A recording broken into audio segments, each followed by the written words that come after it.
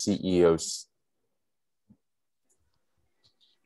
with CEOC members, city staff, and members of the public participating remotely to ensure proper social distancing in this federal, state, and local emergency. We will do a quick roll call, and I'm just going to read from the list I have here. Michael Bortnick. Yes. Tiffany Dow.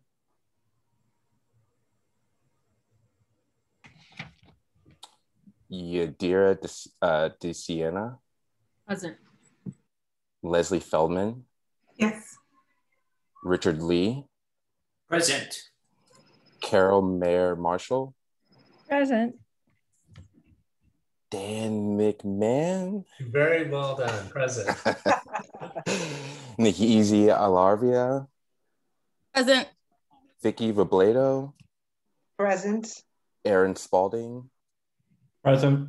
Sudie Johnson. Present. And we also have staff members present as well.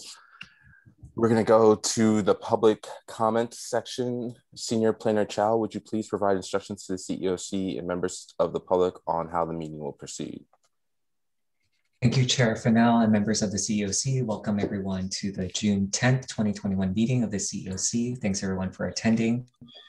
At this time, we ask that members of the CEOC please remain on screen for the duration of the meeting. This helps us ensure that we have a quorum.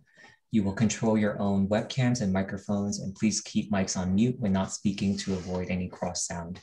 Staff will engage webcams and microphones as needed to make presentations and respond to members of the CEOC.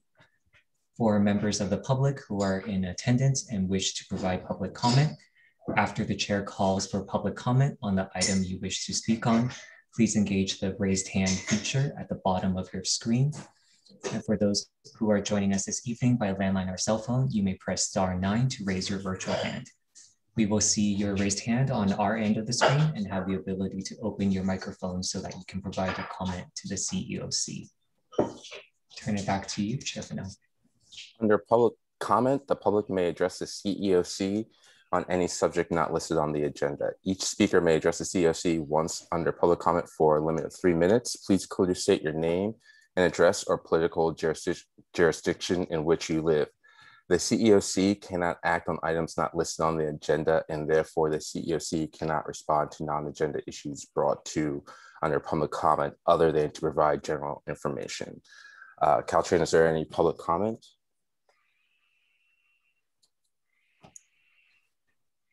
This time, if any member of the public would like to provide public comment, please engage the raised hand feature at the bottom of your screen if joining by computer or *9 by phone. We'll give a moment to collect those raised hands if there are any.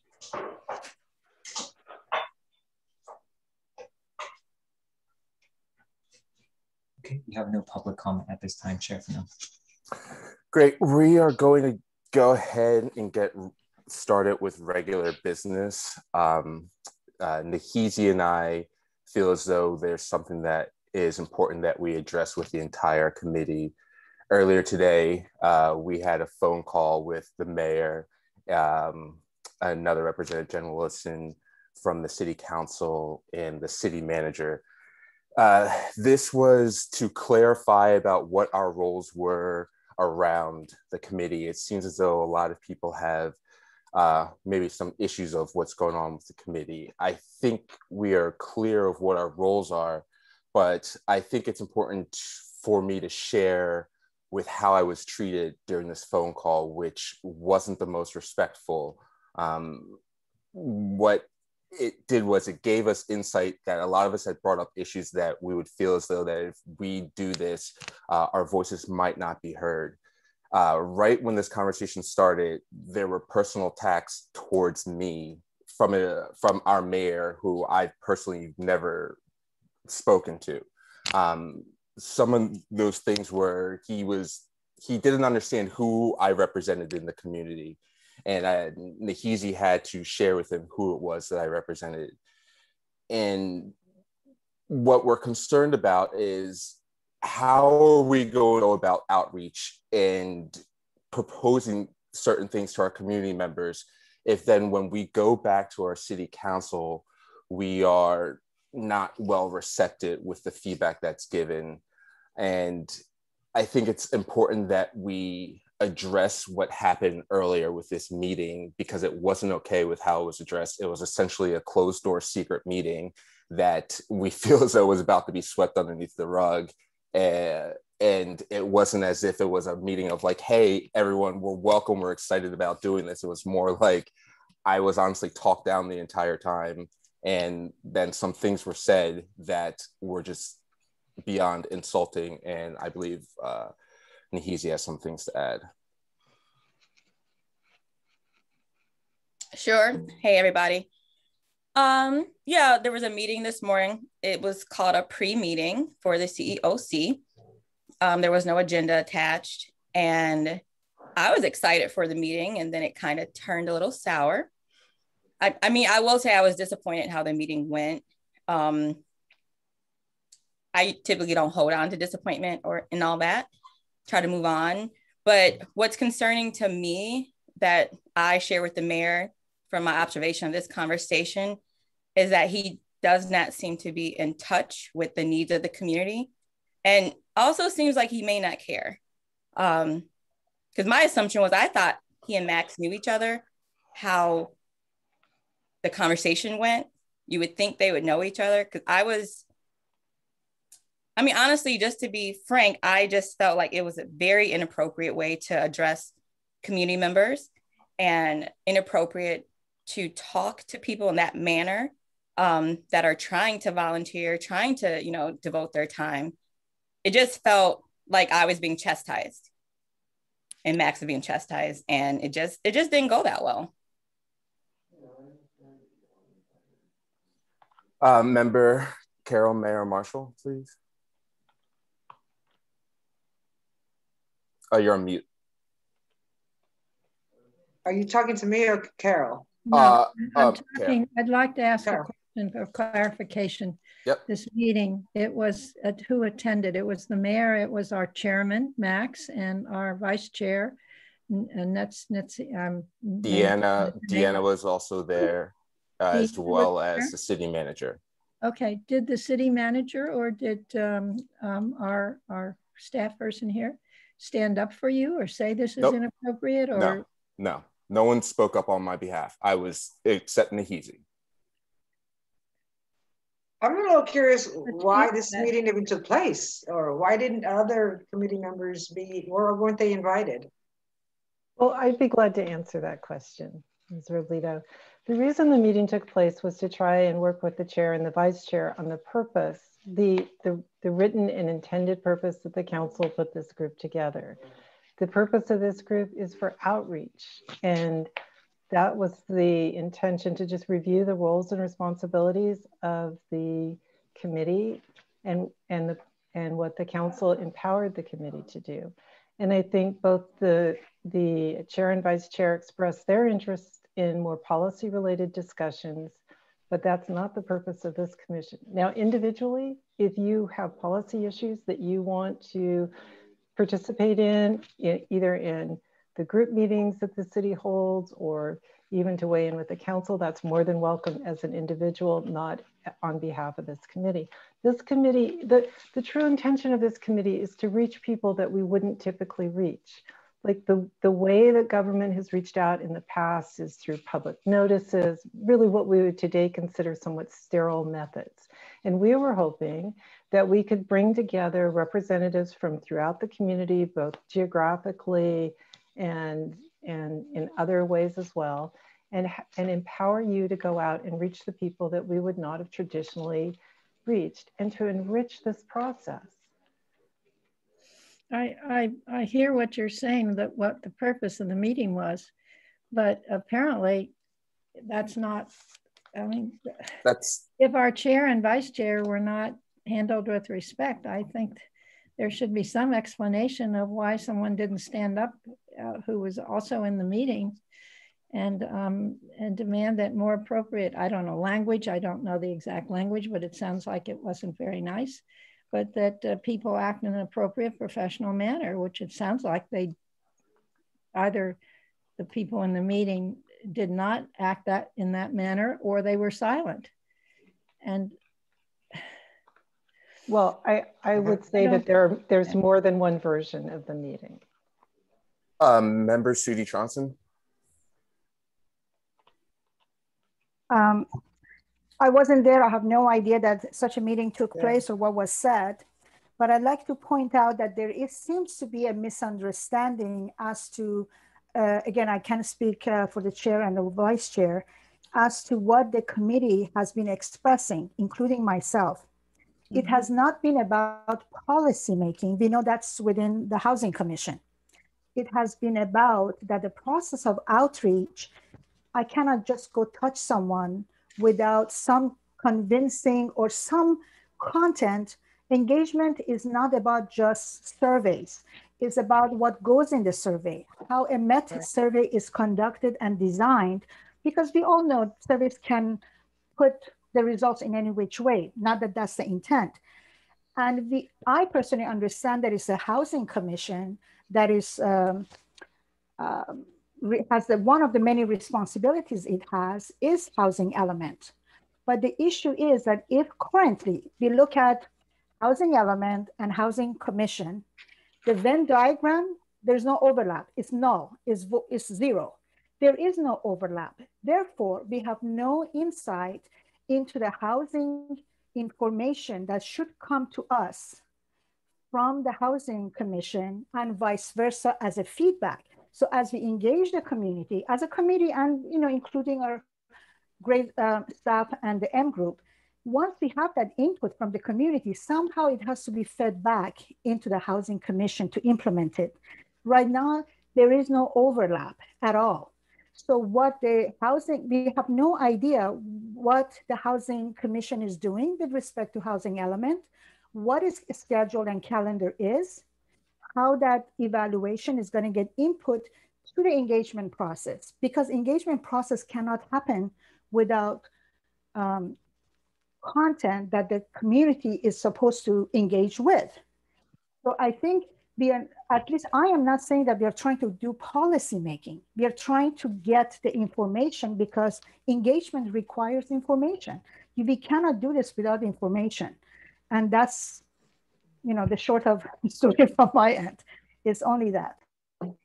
Member Vicky. I'm a little surprised at the meeting and disappointed. But I also want to thank Saudi, did I get it right? Sudi, for some things that she put together. And I think part of my unclarity, for lack of a better word, is you address some things, Saudi, on what you submitted. And I think a lot of it I really agreed upon. And I think if we would have had the basic information like previous housing elements from other cities, some real simple things on what are the projected sites that we're anticipating, some real basic things that I feel we're not necessarily seeing before a plan is being presented to us. Because my understanding is, from what I keep reading, there's a lot that's being sent out, is instead of us really being a part of the process has already been sort of created and we're giving inputs. But without having a lot of the background of previous housing elements and the past one with the city, whether it worked, why didn't it work, then we don't have a lot to work from, but yet have a short timeline in which to do something. And so that's I feel like there's pieces that are still missing, that are still unclear to me. I know what the goal is. And so I think looking again at what some of the things Sodi put in that draft she did, and thanks for that, I agreed with a lot of them, and there's still not a lot of transparency, and we're missing that. And we're putting in our time, we're volunteering, we're committed to our community, but we also have to know some previous work that's been done within this housing element component from other cities, I think, and from the previous element.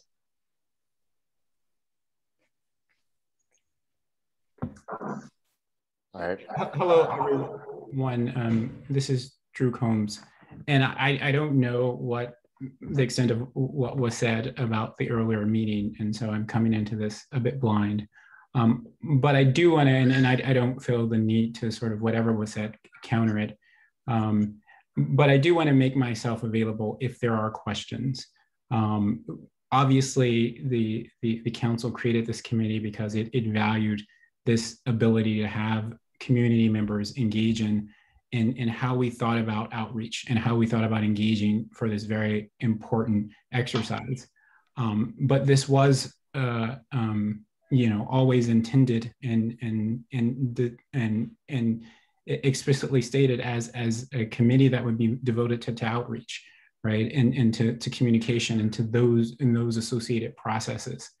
That does not mean that your substantive feedback about the housing element process is not desired or wanted. We do want it, but this wasn't a body to debate substantive housing element policies or changes and then make recommendations to the city council. There's another commission that's doing that, and that is going to be the Housing Commission. And so my understanding is that there was a desire of some, maybe even a majority of members of this committee to do something outside of outreach, and understanding what the charge was, very explicitly, but wanting to go beyond that.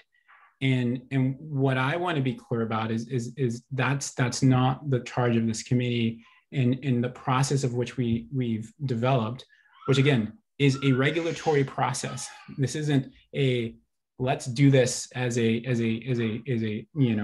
exercise to see what comes of it. This is a state required process with very specific timelines, and to change the process fundamentally is just not in the cards, and would possibly put us in some jeopardy of meeting those timelines. And then it's not clear then how, if this committee is making substantive policy recommendations, how that then engages with the housing commission. So I thought that was always explicit. And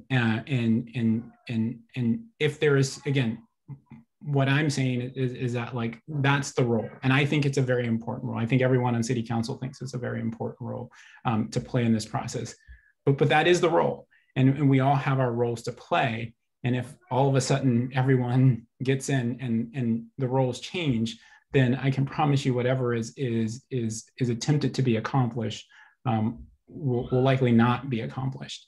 And so that's where I think where we are. And again, I value and think that this committee has an important role to play. But is that role that I outlined? That is outlined in the resolution establishing the committee, and was outlined in all of the recruitment efforts. And so I think that's where we are. If there's a desire to do other things, if there's a desire to have commissions that look more broadly at other things across the community, then everyone has that ability to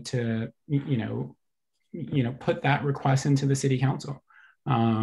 To show up at a city council meeting and provide public comment, to send emails to CCIN, to lobby council members individually with that goal in mind. But I don't think it would be effective to sort of change what this committee has been charged with. And I think that's the loggerheads that we were at in the earlier meeting. So I just wanted to provide that information, but I don't, again, and if there are questions for me, I'm happy to answer them to the best of my ability. Member Sudie Johnson. Thank you, Mayor Combs. Again, I want to reiterate that, at least from my perspective and a few others that I know, not from private conversations, but from last meetings, the intent is not inconsistent with what you just stated. We're not trying to make policy or advice even on policy. But as you mentioned, the goal is communication. Communication requires content, right? So we are asking, what is that content? Where is that content coming from? Not that one is better than the other, but just for the sake of argument, for example, we know that Palo Alto didn't bifurcate the housing element, its communication goals or body, as well as its policy advising body. But let's forget for a moment that it's bifurcated or not. Its process feeds information into a much later time frame, by the way, engagement. Their time frame for engagement is much different. I'm not saying Palo Alto is great for no stretch of imagination, but that's how they're doing it. So if we looked at, forget who is doing what, somehow our group, in order to do communication, we have to be fed information from Housing Commission. I mean, it just seems like a logical, whether it's policy or perhaps even from the staff, because it's not new policy, but it's information that we need. That information right now is not in the building blocks of the proposed plan. And all we are asking is that we cannot communicate without content. If you're talking surveys, what is going to go in the survey? How is it going to be designed? That's blank. There's nothing. I'm not saying that M Group and the staff hasn't done it. We just are not privy to it. We don't know what we're supposed to communicate, whether in the initial outreach or later on when the community comes to go into whatever facility and we do roundtables, whatever it is we do. What are we going to do with them? When they come there, we can just ask them, well, what do you guys think? Think about what? So that is what we are saying. We are not stating, at least when I say we, I apologize, I'm not speaking for the committee. I'm not stating that we want to do policy. We just need content, and that content currently is sadly missing, and that's all we are saying, with all due respect. Yeah, and I'll just chime in. That is not what has been expressed across my engagement with everyone, or with the people on the committee who I've engaged with, right? And so it was not this as you sort of have described it. It was a very specific charge or desire to expand the scope of what the committee was initially charged with. And so I understand what you're saying to the extent to which policy content feeds into communication. But I do think in some cases the structure for how you will use the content, for how you will engage in the communication, can come before you actually know what the actual sort of content is, like, right? And so we have some idea, all of us, of what the housing element is and what it seeks to accomplish. And so I do think as we think about that, we all have just some general ideas about what's the best way or what is a good way to engage community members in that stead. And so part of it could be based on those of us who are around for the last housing element update. Our other community, community projects of which there was an outreach element. And so I'm not, and again, I think Member Thompson, you make some valid points, and I don't disagree with the overall concern about that there is some substantive lacks of content. I would say that there's still, even if the content picture is a little murky, that there's still lots that can be done. And I would just, also say that what I have heard, at least what I thought I heard from the chair and the vice chair of this commission earlier today, was something different than you initially. It was you make a nuanced argument. What I thought I heard from them was that, like, I got to call on Nahizi because that's not, and then I'll go to you, Dan. Okay, totally fair.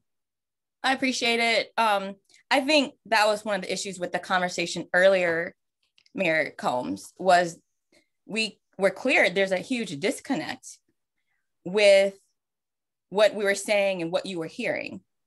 But I think that since you're on the call, Mayor Combs, maybe you could address the phone call earlier or the video call earlier and why it kind of did not go well, in your opinion. I think I will say that, to the extent to which it didn't go well and there is failings, then I will accept them. But the call did or that meeting did have some personal attacks and not surprisingly, or at least attacks that I thought were personal, and not surprisingly, I responded in kind. But when someone makes large assertions about the community, right, large assertions about its history, and say then that, and some of those assertions may be accurate, but then to say this very instance, like what's happening here is a vector of that history, right? If someone says that, like, there is past discrimination in this city, in this county, in this country. And the fact that like you're not letting this committee expand its scope becomes a vector and that past discrimination, then I'm like, wait, that's not accurate. And that's what in my mind, I heard from the chair and the vice chair, some combination of both in the meeting. And I responded in a sense that's not, this is a discussion about process. I don't agree. And that's fair. I think that what we said, it doesn't seem like you're completely in touch with the needs of the whole community. And we say that because we've done the field work. We've been at the ground level soldiers talking to people. So I'm not coming up with just like fiction or tale. This is true.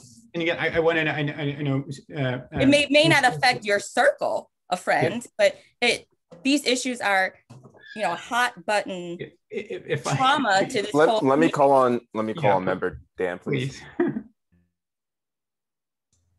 Well, this is going to be relatively boring, what I have to say, I think. But a couple things are going on here. One, obviously, is there's a disagreement between what happened in some meeting today. And I think as a group and as individuals, I'd like to come to some form of resolution on that so that we can move into the work of this committee. And I'm hopeful that there's some way for the participants and others, if necessary, to come up with at least a working relationship. So that's my first point.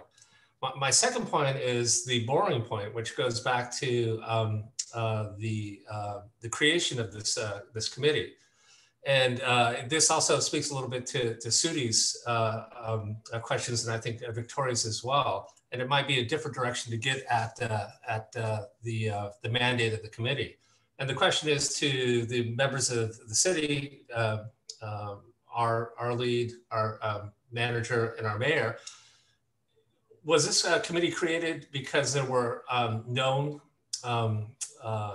errors or mistakes made in the previous housing element, that the issues that needed to be remediated, or are you just simply looking at an expansion of data and groups of people to bring to the committees that create the actual policies that then get fed upwards? So is there something missing, or are there mistakes made in the last time through, or are there things that we learned through that previous 8 years that caused this committee to be created? So knowing a little bit about that might give us that first little step on the ladder to moving towards completing our mission.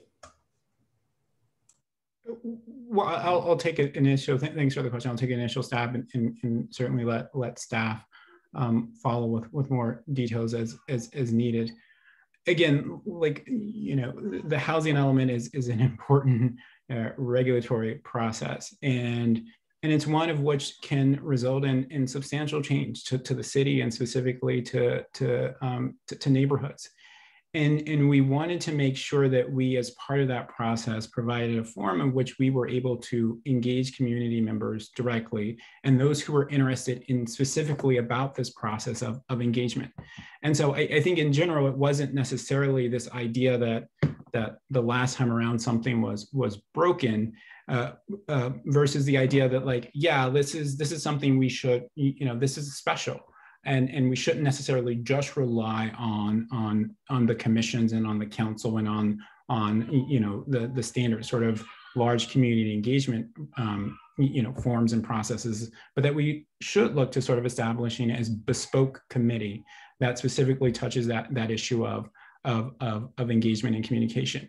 Now, I will say, in all fairness, again, there are some people who would argue that one of the, and this is not specifically in relation to the past housing element, but some people in the community who would critique that a lot of housing development has happened in one part of the city. And that's a topic of which I see member Repleto laughing, and that is a topic of which they want to address going forward. And again, and so it's important that like we understand and engage on that topic, and that we sort of use additional and new resources to do that. And again, that's something that is really, really important, like how we communicate, how we engage specifically around that issue of where we are going to have, like, you know, where the housing is going to be at, like, right. And what are the specific impacts, and what are people in different neighborhoods saying? And so that's why it was, you know, important that we had representatives to this committee from a cross section of the city and of the council districts. Because again, not all council districts are equal, and not all of them will be impacted the same by what happens here. And so that was important. And so I would say that those were sort of the two things that were at play. But also want to give, if staff feels that's adequate, then they certainly don't have to add. But if there is something they want to add, then they should certainly jump in. Yeah, thanks, Mayor Combs and Chair Fennell, if I may. Yeah, please. Thank you. So yeah, I would just echo that, but I also think we've heard past concerns about how we've been doing our outreach. And I think, as the city manager mentioned earlier, you know, doing paper notices and email blasts may not be the most effective way of reaching out to our community members. So in trying to, you know, use our experts, you as members of the community, to help us reach out to the community members, you know, in the best way possible, that's what we're seeking here. And that's, you know, really why having this broad and inclusive outreach committee is so important to this process, because housing affects everyone. And so we can't create this policy without having the input. And I think we've been, you know, we haven't been as effective as we could be, you know, and I think we've had a certified housing element. So it's not something that we're trying to remedy from before, but we're just trying to make it better. And guys, we do, you know, it's important that this was addressed. I do want to stay mindful that we also have some pressing items that we have to get to. So I'm going to go to Sudi and then Victoria, and then we are going to get moving on with things. So Member Sudi. So I think we all agree on the fact that we need to do an outreach, and we need to do a better outreach than has been done before. So I don't think there's any disagreement on that. Not that I have heard. We are just talking about the sell sheet. You know, those who have been in marketing, and I'm not one of them, but you know, you hear about the sell sheet, what it is that I'm selling. It's a content. Right now, I actually read like comments in, you know, below our online local paper, or even I get unsolicited emails that are just full of conjecture and misinformation. I just sent it. It was kind of late, so Deanna hasn't had a chance to send it to everyone. But I came upon some very nice information, and I sent an email to share with the rest of the committee. That is what we need. We need information, one, to quash disinformation, and then to help the communication. That's all we are asking for. So if I may suggest and request from the chair, who probably you have already might be having the same thoughts, I don't know, is that one, we need to form subcommittees to address the different, you know, boxes that are in the flow, you know, the workflow that is currently being discussed. If there's any recommendations that we may want to make to the staff and M group, maybe that's a committee on the workflow timing, how boxes relate to each other. How should we design a survey so it is not skewed? Not because we want it to be skewed, but you know, we all learn from past experiences. We need to do that in subcommittees, because obviously we cannot do it online. That's not the proper way, and we've never done it that way. And we need to also have we have to liaise with the Housing Commission somehow, because they're the experts. They've been doing this for a long time. They have some really seasoned experts on there.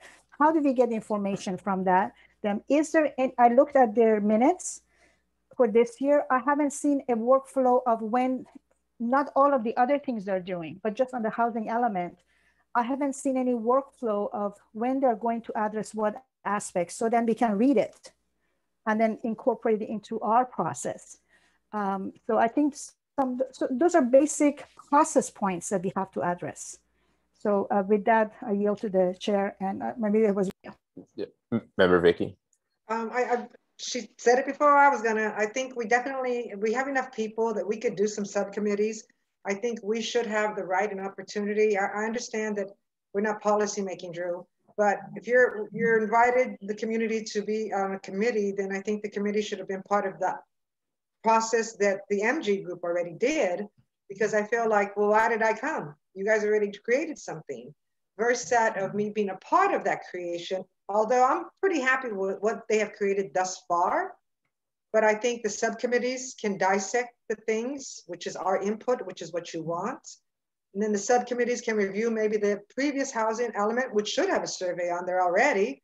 So it's like we're recreating a wheel again when it's already was done previously. So let's get that, let's look at it, let's look at potential sites. Let's make it in as easy layman terms so that when we present it to the community, it's not a dissertation of anything. It is something that is simple, easy for them to digest, easy for them to want to be involved in, easy for us to conduct the outreach that we agree upon for the methods to do outreach in various communities, because it's different in every community. And so I think subcommittees are critical in order for us to really start the process and move forward quickly. Thank you, Member Vicky. We'll give it like one more minute if Mayor or the City Manager wants to just respond before we move on.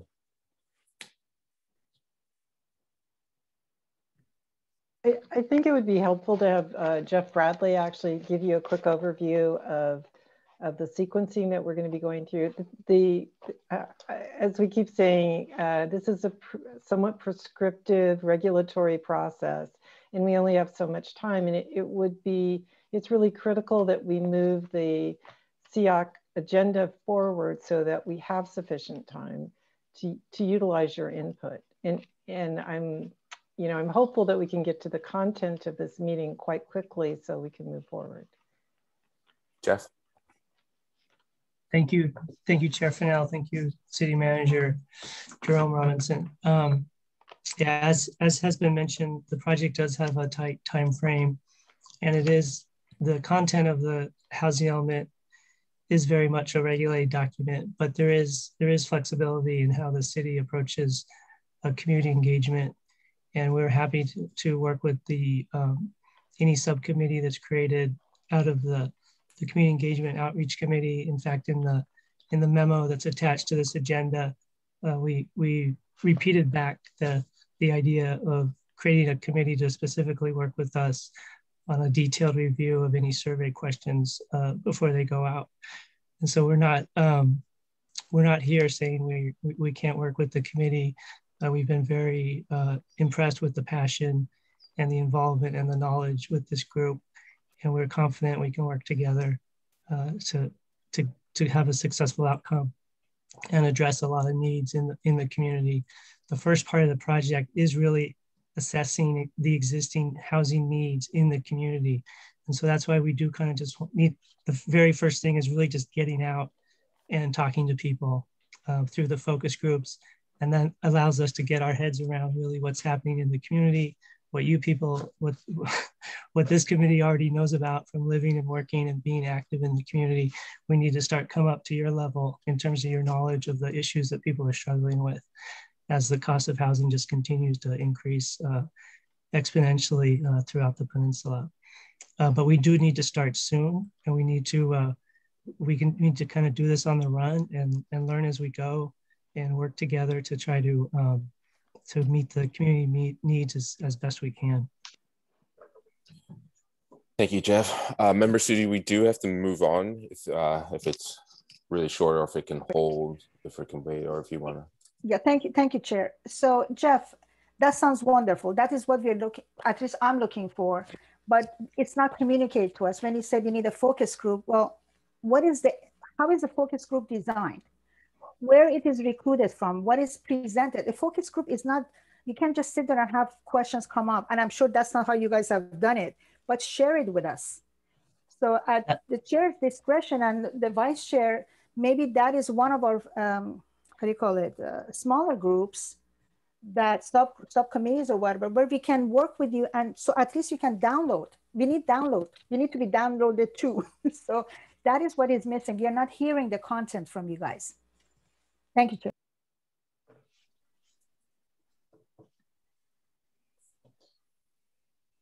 All right, with that, so now we're going to move on. I am going to call on Deanna Chow to introduce the item. Thanks, Chair Fennell. So I feel like we had a really robust conversation around D1, but I'm happy to share my slides, but I think we've covered most, unless folks have things that they specifically wanted further. I think we've covered that. So I think we might move on to D2 to get to the meat of the conversation tonight, Okay. so that the committee can start doing its wonderful work. Great.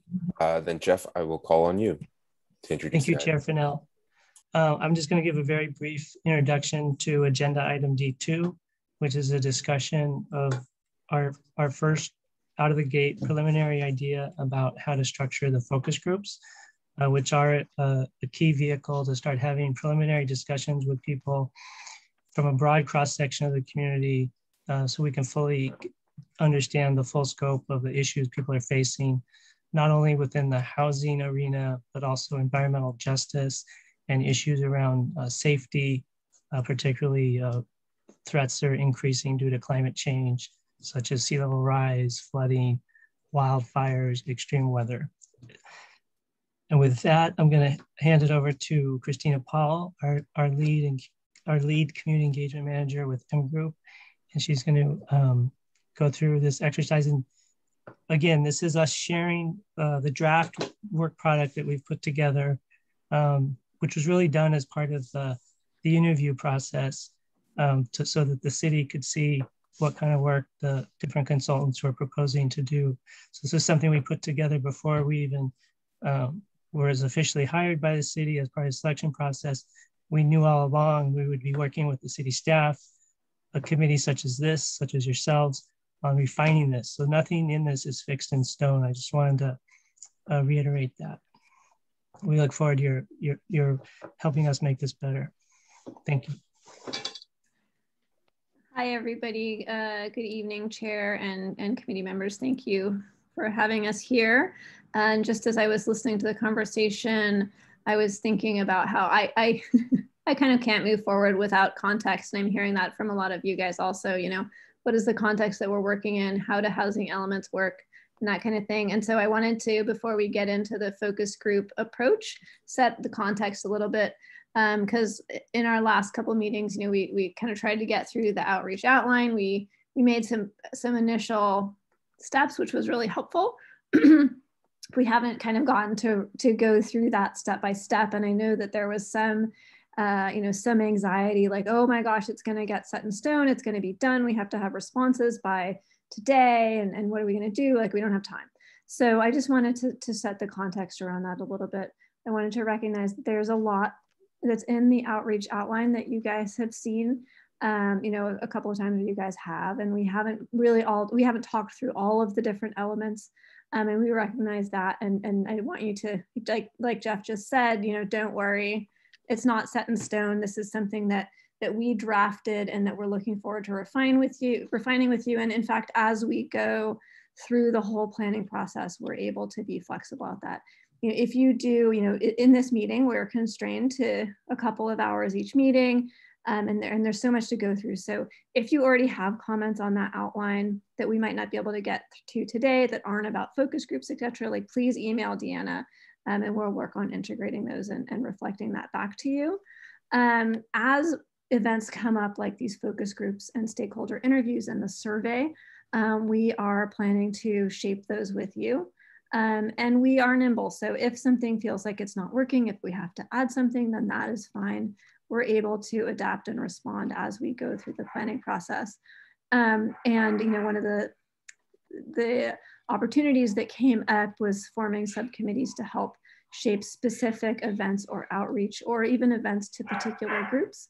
And one of the things that we've been talking about as a team, and I know that this came up last meeting also, was doing that specifically with the survey, because that is something that we have to get out, and it's something that requires some detailed conversation that's harder with a big group and a shorter time frame.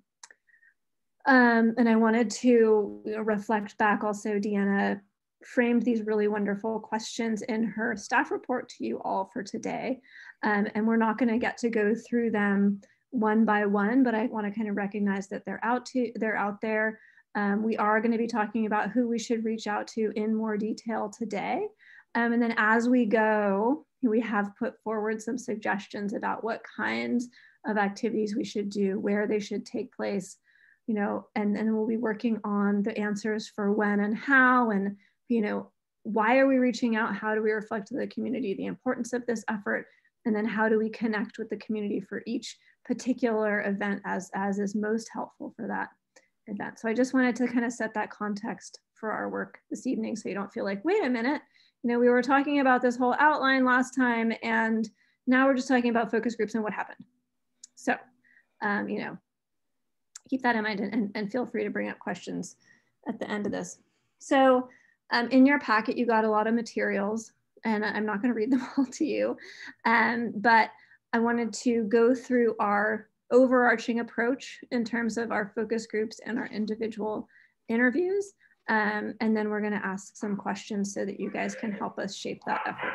And then hopefully at the end of this process, we can think about forming a subcommittee for the survey work particularly.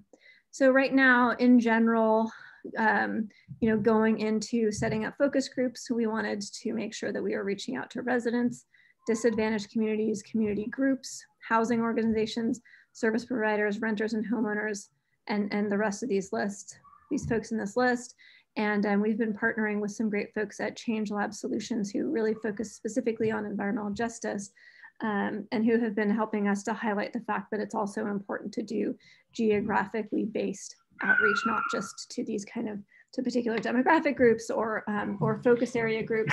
And so that's something that we are going to be doing. One sec, life is happening. Can you tell me something about Change Lab Solutions? I'm just curious. Are they local? Are they? Jeff, go ahead. Through the chair. Thanks. Yep.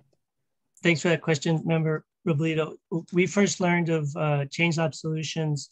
They had partnered with another planning firm to work on the housing element in Redwood City. And so we started learning more about them. They're based in Oakland. They're a nonprofit.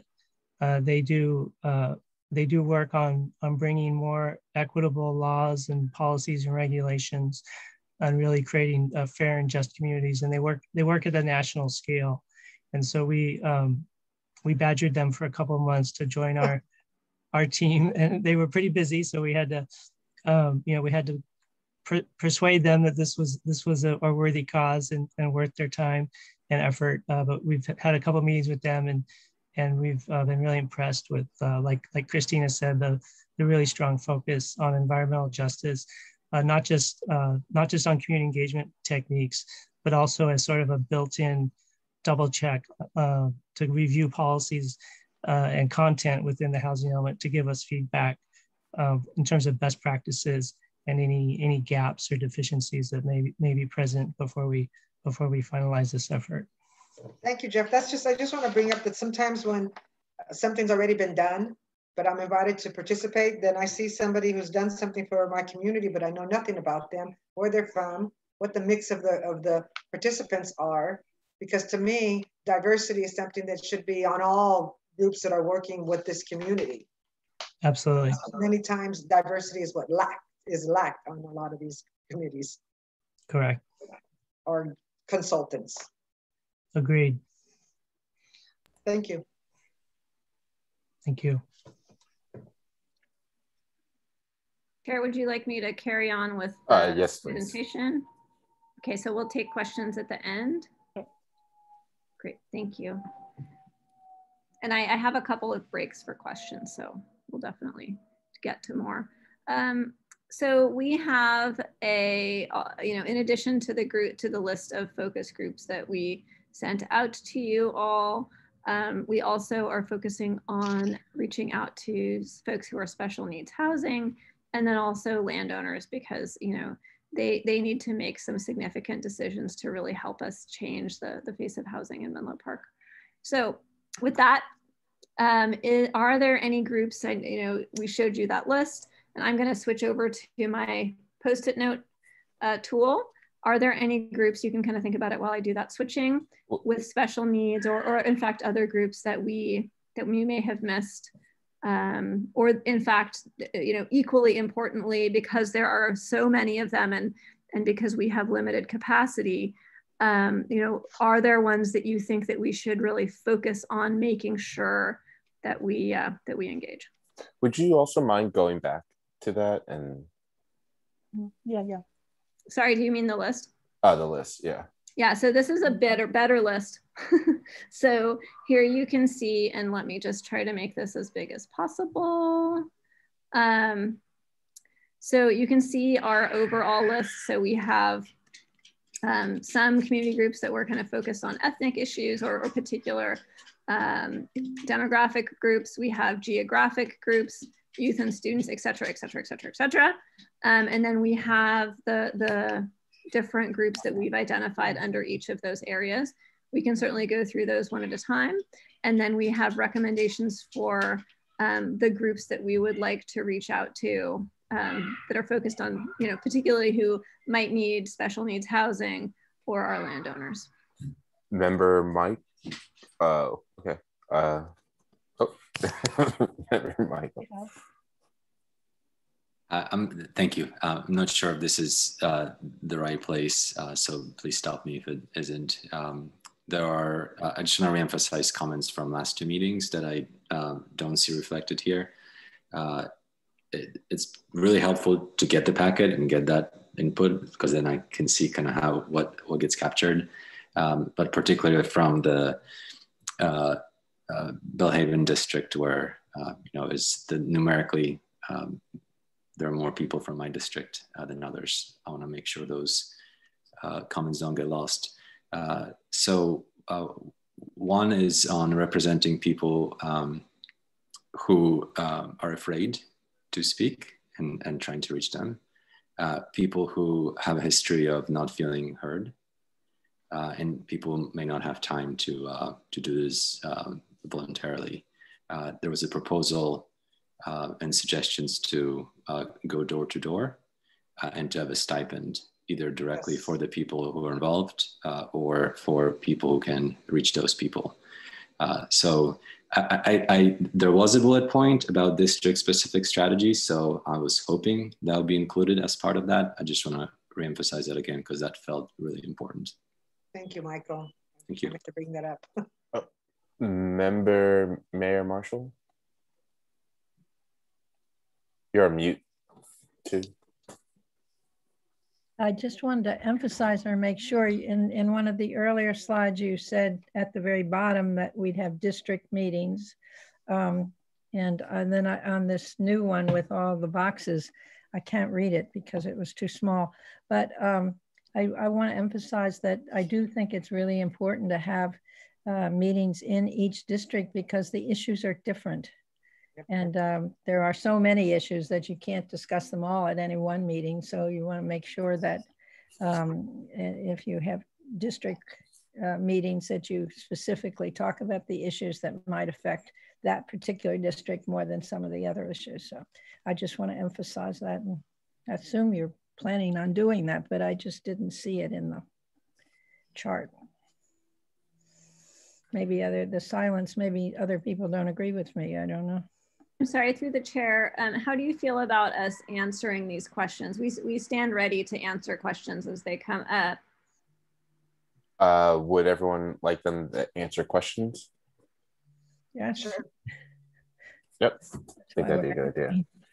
All right, thank you, Member Marshall. Yes, we haven't gotten to bringing those events forward to you yet, but that's something that we're planning. And we were having some conversations earlier today. The city and we are all putting this together and trying to get the wheels on as fast as we possibly can. And so we super appreciate your working with us as we make this plain. And one of the things we were talking about today is that yes, we think that it's a great idea to do district specific meetings, and also we are going to be going through the process of identifying disadvantaged communities or communities that are particularly in need or vulnerable to impacts related to environmental justice. Those districts or areas may not relate specifically to each district. So it may be that we, we're really reaching out to that census tract or whatever it is as well. And we would need information from you for each district. What issues in the plan that at least you think in your judgment most affect that particular district?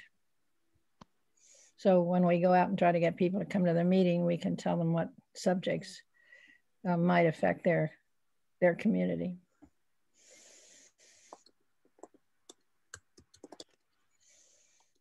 Member McMahon. You're getting so good at pronouncing my name. I know. It's so funny. So some of the categories that I think can provide a double set of inputs or increase the amount of input you have are looking at things like education. So our school districts, the people who work and teach at our school districts who might not be able to live in our school districts or find it very difficult to live in their districts. They also have insight into their students and some of the challenges that the students have as well. So you can kind of get at two different sets of questions, one direct and then one indirect that may give clues of other places to follow up on. I think that same model applies to healthcare workers, various medical clinics and places that exist, whether that's a mental medical clinic or the VA public health function on Willow Road, et cetera. I think it applies to city workers as well. I think it probably applies to our fire and our police as well, using them as inputs, both in terms of, do you live where you work? And what's your experience secondhand or indirectly of people that you interact with regard to housing issues? That is all. Member DeSiena. So I have a couple points. So the first one is that I think what we need to do is find proper representation of the community per district. That is very important, especially when it comes to language. And number two is clear information and it to be very transparent, not just transparent, but the content has to be respectful to the community, especially when you're asking us to do outreach, where in a community that if I go in with this information, they're just gonna light up and then the bubble will burst because something went wrong. And I still am part of this community, and I also want to continue being part of this community and be that voice for them. But I don't want to backstab my community. I don't want to give them false hopes when information isn't given to me clearly, and I need that information to be clear so I can support and continue supporting my community in the right way. And number three is, in order for us to build that relationship with our community and continue doing this and do some outreach, I think it's really important for us to be part of these larger conversations when it comes to the meetings, inviting one of us or inviting us to be a representative. That way they can see like, oh, look, this member's taking time to be part of this as well, because they really care. They really want to be here. They really want to help us. So I think that's really important for us to, be there present there with them to help them advocate, because going back to what the other member brought up, that people are scared to speak. I was scared to speak in the past as a renter because I was scared of losing my place. And now, I had people in my community that advocated for me and supported me. And look where I am now. I'm here doing their work now. And I want to thank them for giving me that support. And I think that's our role to continue doing that. And I hope we can do that. Thank you. Member Shudi Johnson. If you could be kind enough to scroll up, I think Vicky mentioned that when she was asking, like, for example, who is Change Lab Solutions, it would, on the survey of the organizations, it would be, first of all, it would be very nice if you shared this, even though it is not complete, but for us to know who are the services or the bigger voices that you're going to include, so we can have a look at them, in terms of, and share with you what we think about those larger organizations. Because just because they say they're nonprofit doesn't necessarily mean they're good intended organizations. Second is, I'm not usually into wordsmithing other than my contracts, but I would request that you change the word homeless to unhoused, because homeless has a it has become to be a derogatory term where people equate people who are unhoused with violence and other unsavory characteristics, and they're not one and the same. Thank you. And through the mayor, can I respond to that really quick? Yep. Thank you. So you did, I believe, I was just looking at the packet earlier, get this list of different organizations with a little description. As we were talking about it, I was like, I can't process this. I need categories. That's why we have the rainbow. We can totally share this with you. But it's the same folks who are on your list if you want to dig a little deeper. Member Alarvia or Vice Chair? Hi, I just had two questions. One question was, why is there such a tight deadline? Are we late to the party? The second question / comment is, I'm kind of confused by the special needs housing group category. And being a social worker, just like what Member Tronson just said, language matters. So I'm not sure if I would call that special needs housing groups, because it's not. It's just housing groups.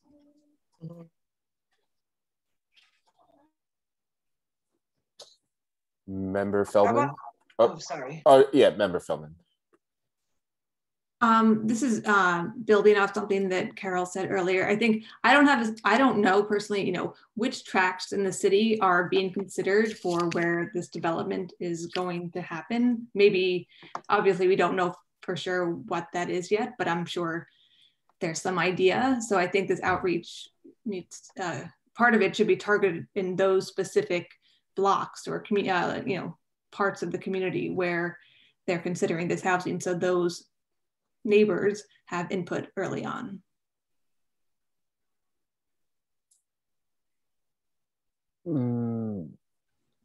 Member Spalding, Vicky, I'm just not sure where you have raised your hand. So I will call you after Dan. Member Spalding. Yes, can you go back up to the top, please? So I'm a little bit confused, but I think that there was a question earlier about, are there groups that we're missing? Mm-hmm. And I see a few things here that I think sort of overlap with some of the groups that you have, but might be worthwhile to explicitly put up. First off, I think people who are at risk of losing their existing housing, and that maybe overlaps with number 2, but just for cases of one sort of rent raise away from losing housing or at risk of eviction.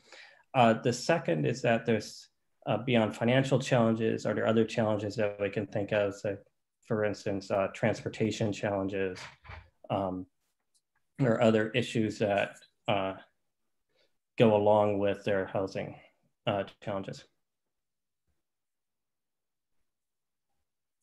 Member McMahon. So so this kind of echoes what I just heard, this idea of almost being unhoused or in transition. And I just want to highlight one organization that I know a little bit about, Live Moons, this, which really captures, and I think emphasis should be put on, is people in transition from their own housing to being unhoused to being in a transition system that tries to get them housed again. I think there's probably a huge amount of information that exists. 23 families there, 9 of them are typically veterans as well. So I think it's a very, very rich environment to go look at and emphasize. The second point I wanted to make is that looking at the structure of individual versus a group meetings, I think it's the case that in every group that we have that we're highlighting here in this brainstorming session, anytime you do a group interview, if there's 1 or 2 people that you can break out individually for some mini individual one to get greater depth and direct comments, that should be part of the mission. To the chair, sorry, I think I missed the name of the group and I don't want to miss it. Life Moves. Life Moves. Okay, great. Yeah. Life Moves in Haven House, directly on Van Buren Road, which is near where I live. It's a pretty amazing organization. Didn't realize I butchered your name earlier. Member Mihao? Oh, no problem. Thank you. Just a quick add. Thank you for sharing the list of organizations. There's one I'd like to add that I don't see on the list that is called Climate Resilient Communities. I don't know how I can share the link, but it's a community-based organization. In their words, dedicated to serving the underrepresented through empowering community voices. I think that's exactly the kind of organization you're looking for. Did I miss Vicky? Member Vicky? Having worked in nonprofits most of my life, I think some of us have you did a pretty good job on housing, on listing a lot of these. I think you do have like Haven House, you have places that are housing people already that can, I think, effectively answer questions on those surveys. Because they are unhoused. And I used to work with the Abode Services and Rebuilding Together, and I know both segments of the population. And when we do reach out to the unhoused, there's a multitude of variables to that population, because you're dealing with a lot of people that have mental health issues. So when we reach out, we have to be almost, I don't know how we would target certain populations in that population. Also, El Concilio is an organization I also didn't see, because I think having worked with Rebuilding Together, and they help provide free home repairs to seniors and low-income families, and they do free home repair services. Minor, not adding homes and all that, adding rooms. But they have, if we could partner getting a list, I don't know if that's even legal, of some of those families, those would be a great population to also do outreach on a one-on-one basis, because obviously they're in situations where they need assistance in some capacity or another. I know you have Rebuilding on the list. You don't have El Concilio that I know of. But I think even, these organizations are San Mateo County, correct? Yes, these are local Menlo Park or San Mateo County. So I'm going to ask this. I might get slapped for it, but I'm going to ask it anyway. EPA has a lot of organizations, so many organizations that's sometimes I think partnering. You have Yucca there. College Track is another organization. Free the People or something like that. I can't remember. And EPA is another organization. Ecumenical. Free at Last. Free at Last. I don't know if you have EHP there. Ecumenical Hunger Program. These are organizations I would definitely love to target to do outreach. I think when we talk about the survey questions, the questions and the population at the Willow Star is going to be very different than the population completing surveys at Mi Pueblo or Cardenas. But yet, then you go right there and there's a Target, there's a Nordstrom's, and that's a real mixed population. And I think for me, when I start doing surveys, I'm going to target those stores, because that's where I can reach a large group of people. And I wish there was a stipend I could offer them $10 for doing it. It's a terrible have to have an incentive, but incentives work. $5 coupon or whatever. Because it's sometimes people just don't want to do surveys. Absolutely. Thank you. Member Johnson? I have a question regarding the organizations. Are we reaching out to the organization, like the people who run it? Or are we reaching out to the actual population the organizations serve through the organizations? So that's my first question. Second, for example, we have unhoused.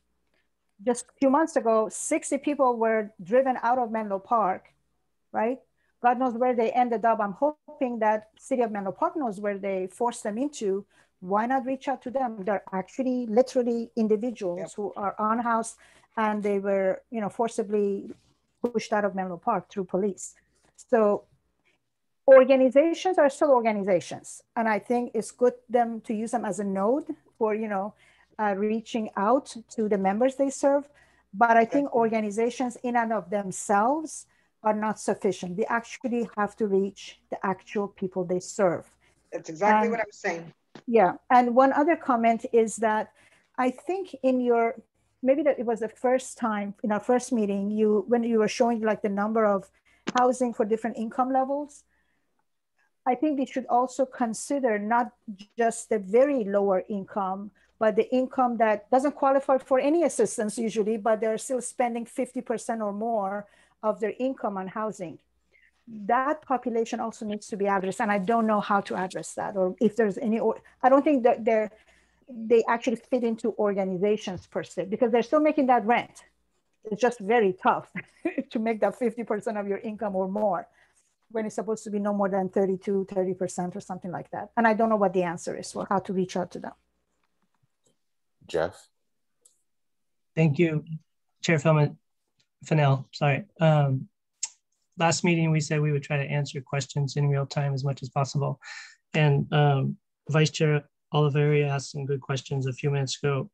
So with your permission, I'd just like to address those. Yep. Thank you.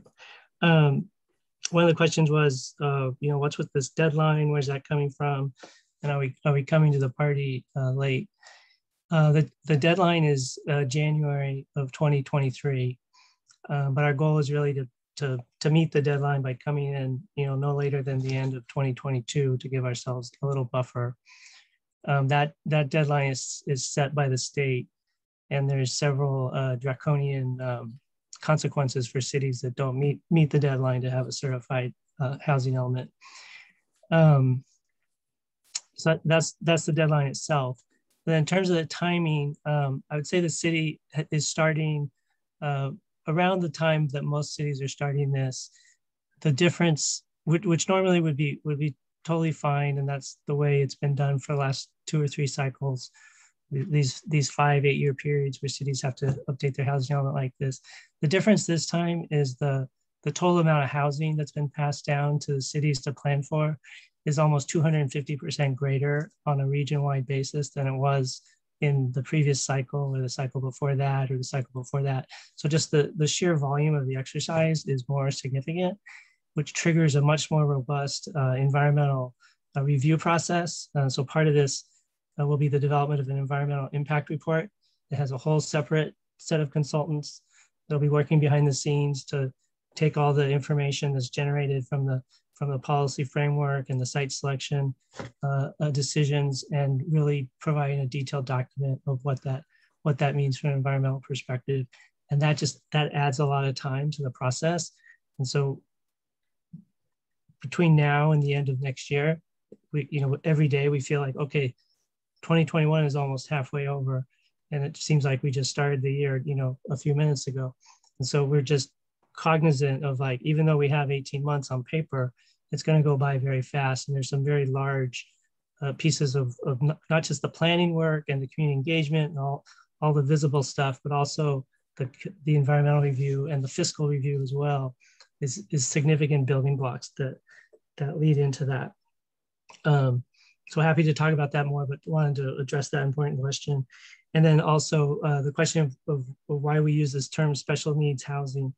And it's really because there's another state law that requires an analysis of special needs housing. I think the challenge for us as planners and community members is to not use that term that's described specific types of housing that's needed, to use it in a way that it would indicate some level of disrespect or disparagement towards actual people.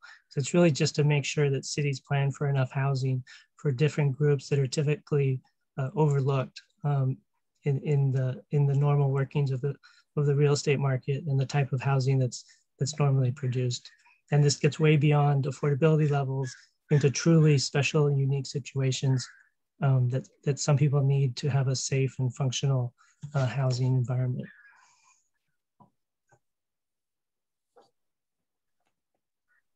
Thank you. If anyone doesn't have anything else to add, I'm going to open, or sorry, go ahead. Sorry. Through the chair, I'm trying to find my unmute and wave. I just also wanted to answer Member Tronson's question about the organizations and whether we're going to be reaching out to the organizations or the individuals or communities who they serve. And the answer is yes, and we're going to do both. So for the focus groups, we are likely to be reaching out to the organizations so they can be representing those groups that they serve. And then we're also going to be asking them to help us publicize, any community outreach events or techniques that we're going to be using, approaches that we're going to be using. And in some cases, we will be probably asking these organizations for referrals to folks who can help us with these individual small group interviews. Member DeSiena? Yes, I'd just like to add the Boys and Girls Club and the YMCA to the list, please. They're there. Oh, they are? I didn't see them. I thought I saw them. Oh, okay, perfect. And then I also was wondering, I saw that you have the list for the schools. Are we also focusing on the nonprofit schools? For example, like Head Start. There's also like the primary school. I can't remember the Peninsula, I believe it is, the one at the Haven Home. That also has family advocates that do a lot of outreach in the community and can also be someone great to partner with as well. Sorry to interrupt. I'm like formatting and stuff. So I would love for everybody to like, also I'm spelling things wrong. My spelling's atrocious. So please also like email your recommendations to Deanna in case we missed something, but also just tell me if I got something wrong. So I got Head Start, and I feel like there was another one that I missed. Yeah, so it's the primary school Head Start.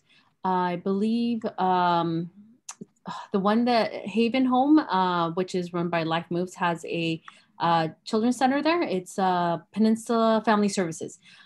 So all these three organizations have family advocates and Family Connections, sorry. And the fourth one's Family Connections. They all have family advocates who go out in the community and do outreach. And whenever there's housing opportunities, they actually help the families fill out the applications, get all the paperwork that's needed. So this is a great partnership to have as well. Did you put El Concilio? I did, but I spelled it wrong, I think. It's C-O-N-C-I-L-I-O. C-O-N-C-I-L. I think. Concilio. Yeah, I think. Oh, and then Legal Aid. Sorry, Legal Aid is my last one. Bay Area Legal Aid. Member McMahon. How about our parks and open spaces? Just setting up our tables and doing interviews or trying to form ad hoc groups.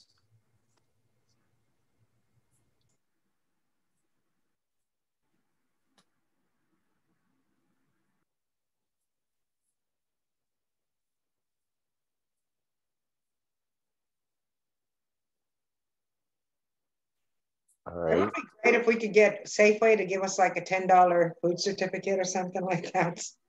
So everyone that completes a survey, they could take it or they could not take it. And if they don't take it, we could give it to somebody else. That is real. I have to say, I have seen response rates go up like 400% if we have a gift card raffle. Yep. Because people have an incentive, unfortunately, to complete it, and hopefully honestly. It's okay, we're fine with that. Member McMahon. Sorry, I'm back. So food, grocery cards, gift cards, ice cream, phone screen repair, coupons for things like that, screen protectors for phones. So, things that are expensive but absolutely required to live, help them directly where people could use help. I mentioned this before when I volunteered with the Bellhaven Action Committee doing the testing for COVID. Those volunteers got paid. And that as a result, they had volunteers at every one of the events.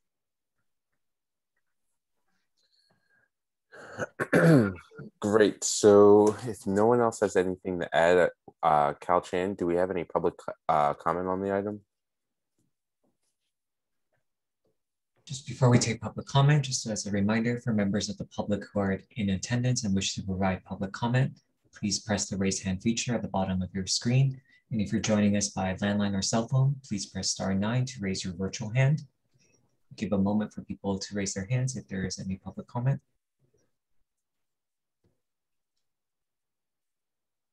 We have no public comment at this time. Thank you, Chair, for now.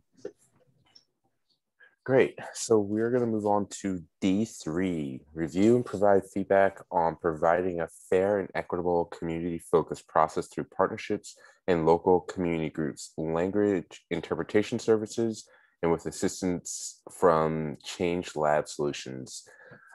Jeff Bradley to introduce the item. Thank you, Chair Fennell.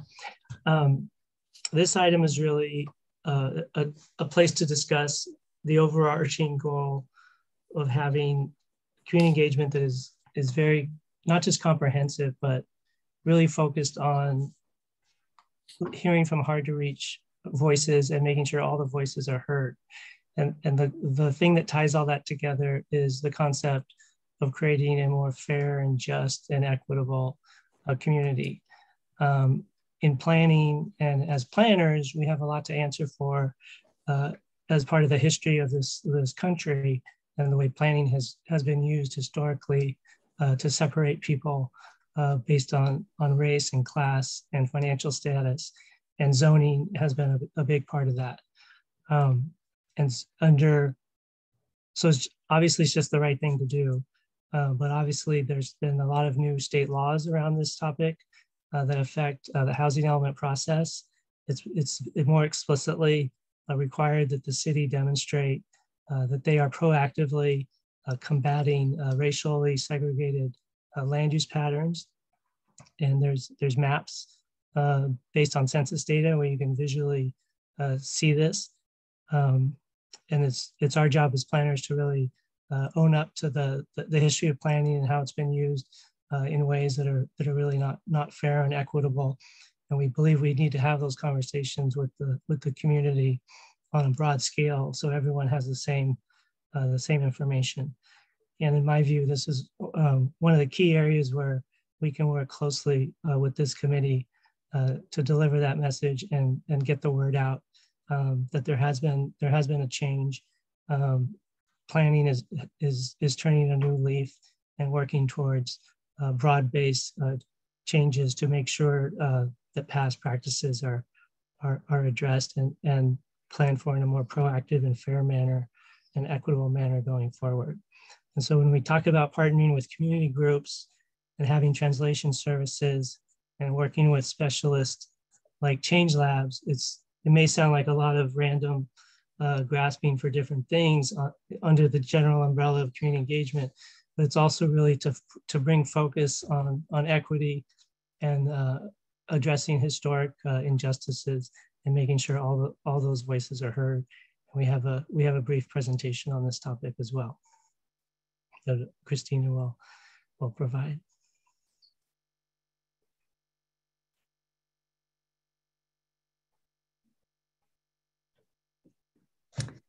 So Jeff, are these the slides that you were thinking of? Sorry, we just have a couple of them. Yeah, that's it. Okay, so like Jeff was saying, we've covered a lot of the community groups that we are planning on reaching out to. And there is going to be a dedicated outreach process to, not only the housing element, but also forwarding the economic justice element.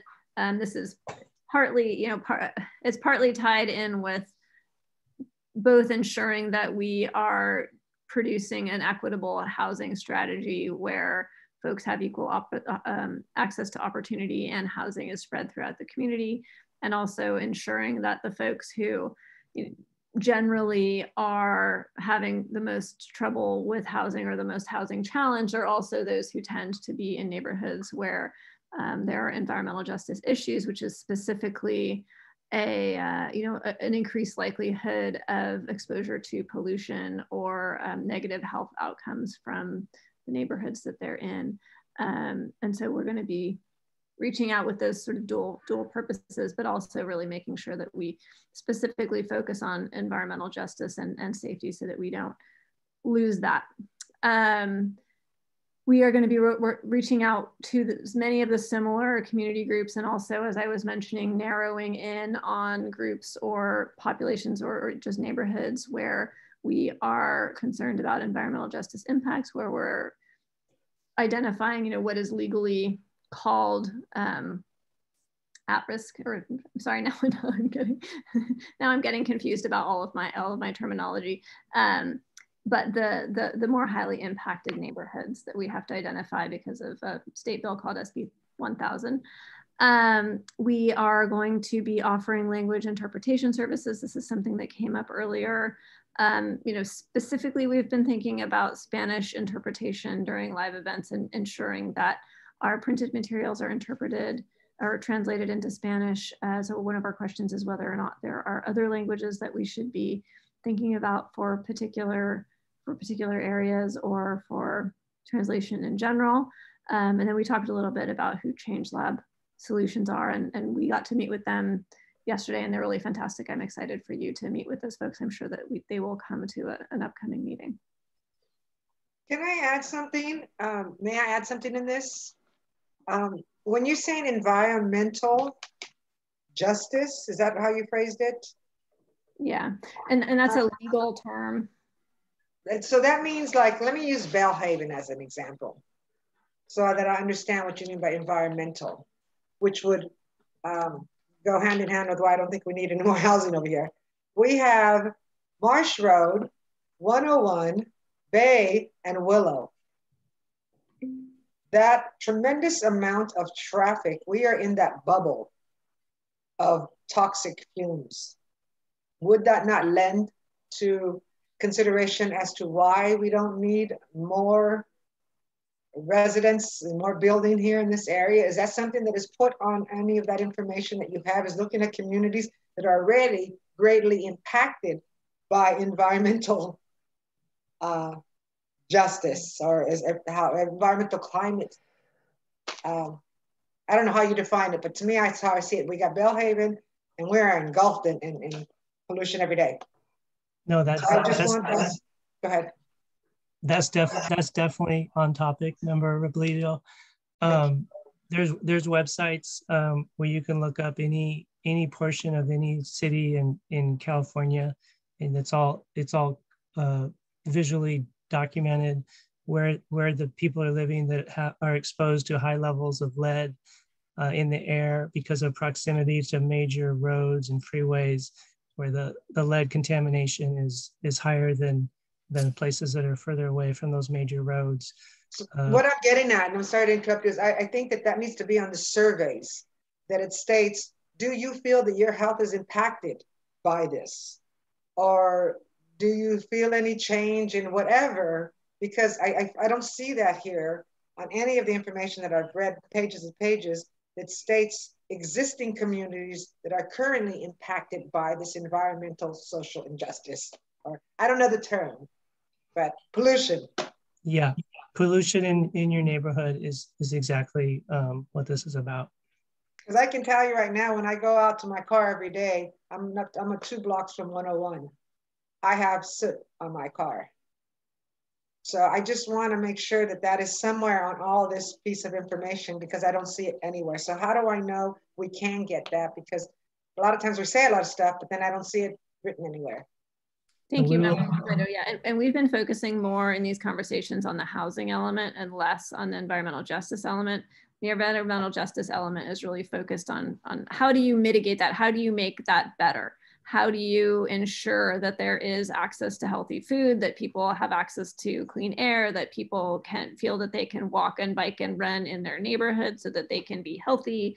And there are a whole range of indicators that help us identify these communities. So there's pollution of kind of a wide range of things, including that smoke coming off the roads that you're talking about, as well as water pollution and that kind of that category. And then there are also population indicators like low birth rate, asthma rates, and that kind of thing that also help us to identify those communities. That's all part of Cal Enviro Screen, which is a great data set. I just want to ask that be on a survey. Do you feel that your health is impacted by this pollution? That's what I'm asking. Can that be put on a survey question? Yes. Definitely, and we will likely do, you know, environmental justice specific questions also for neighborhoods that is where it's applicable. And if I may, you may want to also include other forms of pollution like noise. People usually don't think of noise as a form of pollution, but so it would be good to just go through those when the time comes. Great. Jeff, was that it for D3? Was there one more, Christina?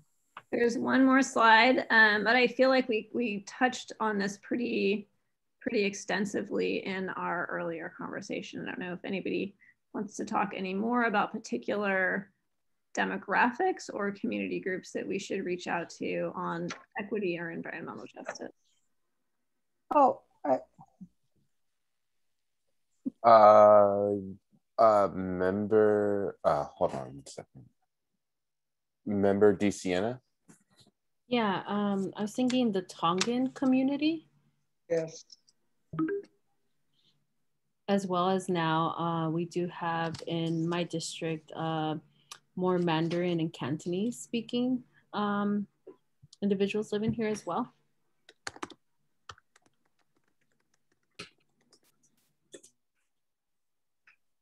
Member Tronson? The other one I was going to ask is about college students. Right now, a lot of our college students can't afford to eat. They definitely can't afford to have a house or a home or even a rental property. They sleep in their cars and then they're given tickets if they sleep in their cars. So I think that would also definitely be a big part of the group that we should reach out to. And it could fit under your youth and students.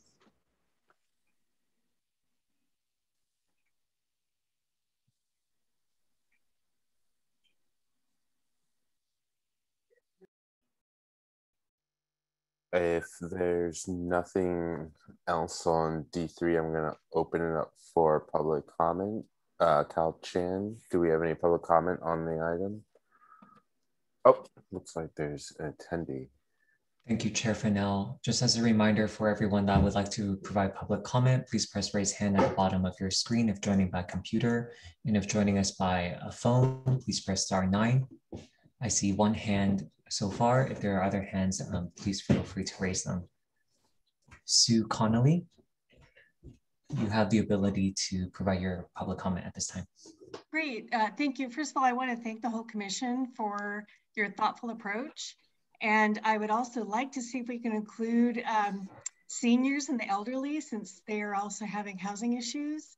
And also if we can talk to teachers and those who are providing supportive services, like the fire and police and other groups.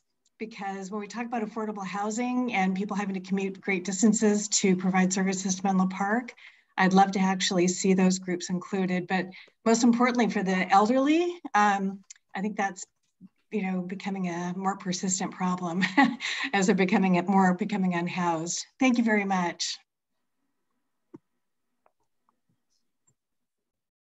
Okay, we will now move on to our next public comment. Phone number ending in 3859. You have the ability to provide your public comment at this time. Good evening, Pam Jones, Menlo Park, and District 1. And I first of all, I want to thank you for the work that you're doing, and particularly for the comments that you're making, the issues that you're bringing up, because they're all very significant when we're talking about housing in Menlo Park. On the lines of more voices, it's more a matter of, for me, of making sure there is really good information out there because of the disinformation. The previous housing element, the parts that were equitable, the people that wrote into CCIN and letters to their council members were very clear that they did not want anybody in their community that didn't look like them, let alone what we're seeing today, which is about the single family zoning. Zoning is the key to where we put housing. And in this case, there has been no one has said we want to change the zoning so that we can put apartments next to your house. So that kind of disinformation, we need to keep at a high level because they distract from the work that it really needs to be done, which is reaching out to the communities that need the housing. Because the people that don't need the housing are the ones that tend to make the more negative comments about what they don't want. So again, thank you all. Thank you. Thank you. I will try and watch every single meeting because you're doing an amazing job.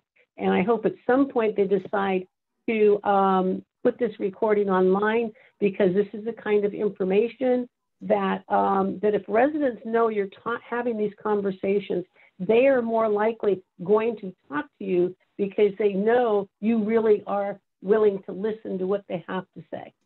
So again, thank you.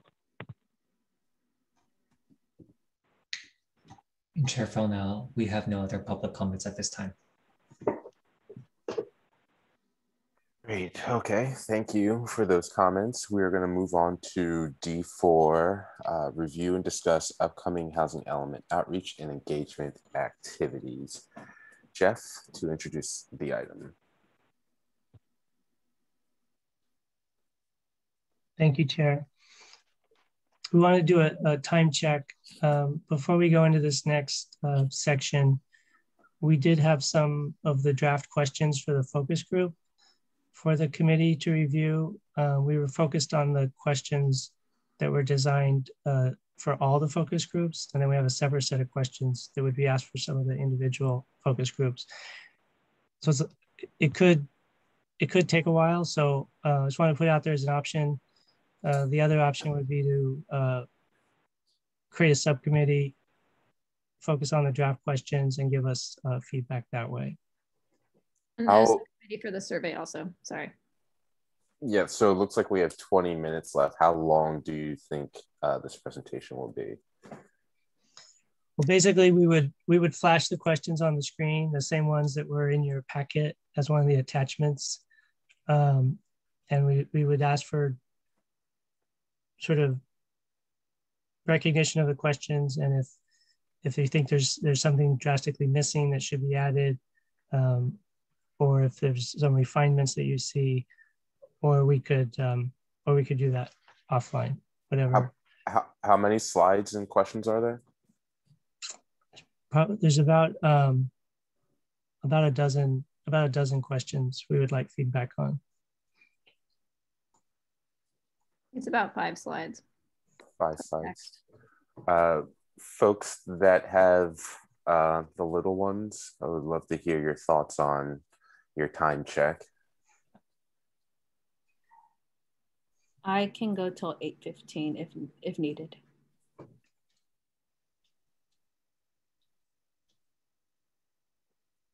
How do we have a vote on 8:15, going to 8:15? Does that work for everyone? Just hands up saying it's okay. Cool. Let's go to 8:15. Thank you. Christina, do you want to run through the questions and then we'll do D4 after that? Definitely. Okay, and I cannot, unfortunately, make Post-its and present at the same time. So we're gonna have to ask Sung to take some notes and then reflect back what we have heard. So you got an even longer list of questions than what we're gonna go through this evening. And I'm gonna try to go through, I'm not gonna read this to you because we'll all fall asleep. But if you have any comments on the other questions that are for specific groups, then please do let us know. We're just going to go through the questions for all groups. And I do want to say that we're not going to ask all of these questions like robots. We're actually going to be having conversations with the folks that we meet with. So these are kind of serving as a guide of the topics that we'd like to touch on. But if something comes up, then we will let that conversation evolve. So the questions that we are planning on asking are around housing challenges that folks identify, the type of housing that folks would like to see in Menlo Park, taller, shorter, mixed use, ADUs in single family, more duplexes, that kind of thing. Are there any particular concerns that folks have about adding housing in the city or in particular areas? Are there particular groups of people that we should be planning for? And can Menlo Park foster fair housing and further equity in housing development? So there are about 5 of these slides, as I mentioned. Does anybody have anything that they want to say about that? Do you think we should run through all of them?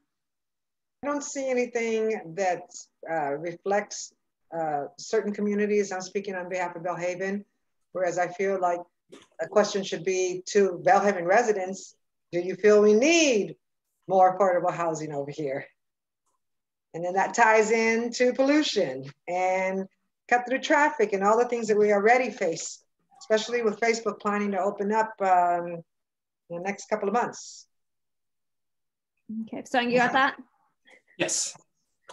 I brought it up at the last meeting, and then that's why I'm concerned sometimes when we say things that they're not put in there. Good point. I will add for what type of housing would be like row homes. It would be cool. Would be great to see. It's more row homes. Is it fair to discuss items of housing that's already scheduled, such as Facebook's 1,500 units that are going up? That's something that we'll be analyzing as part of the site selection. I don't know if it's necessarily something that we want to discuss here because we're wanting to more discuss like the outreach portion of it. But that does have an impact on the community.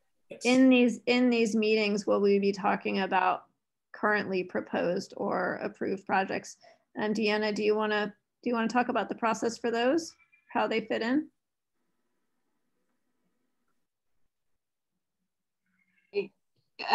Yes, so part of the housing element will be looking at, I think we mentioned previously that our RHNA allocation, our regional housing need allocation is approximately 3,000 units. And part of that will be doing an evaluation of what we currently have in the pipeline.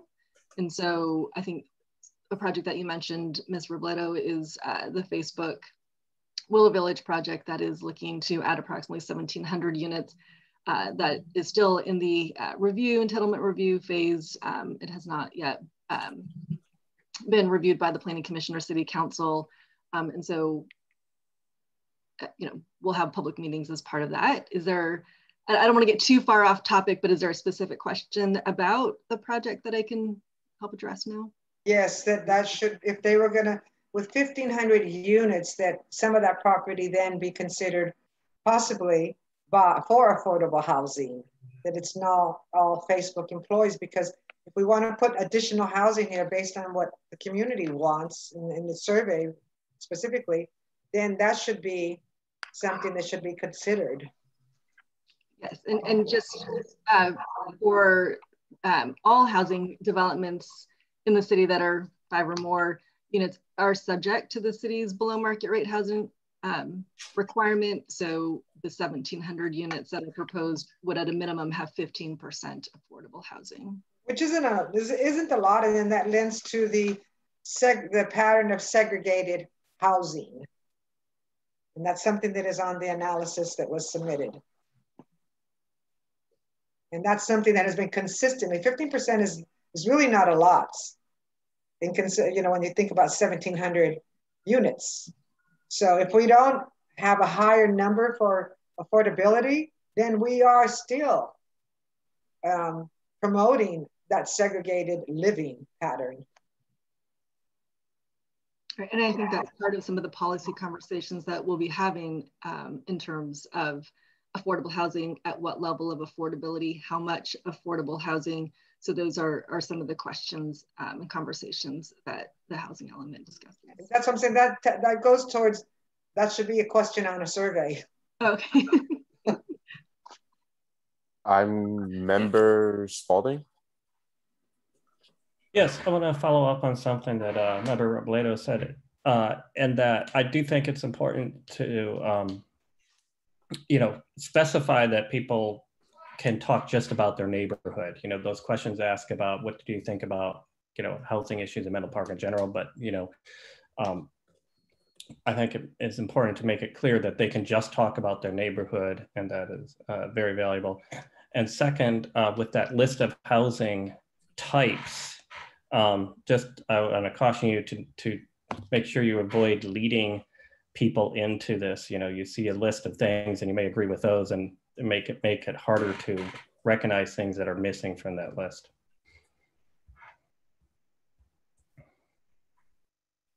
Yeah, good point. Member DeSiena? I'm not sure if this is going to come out later on, but just legal status, will there be a question on that?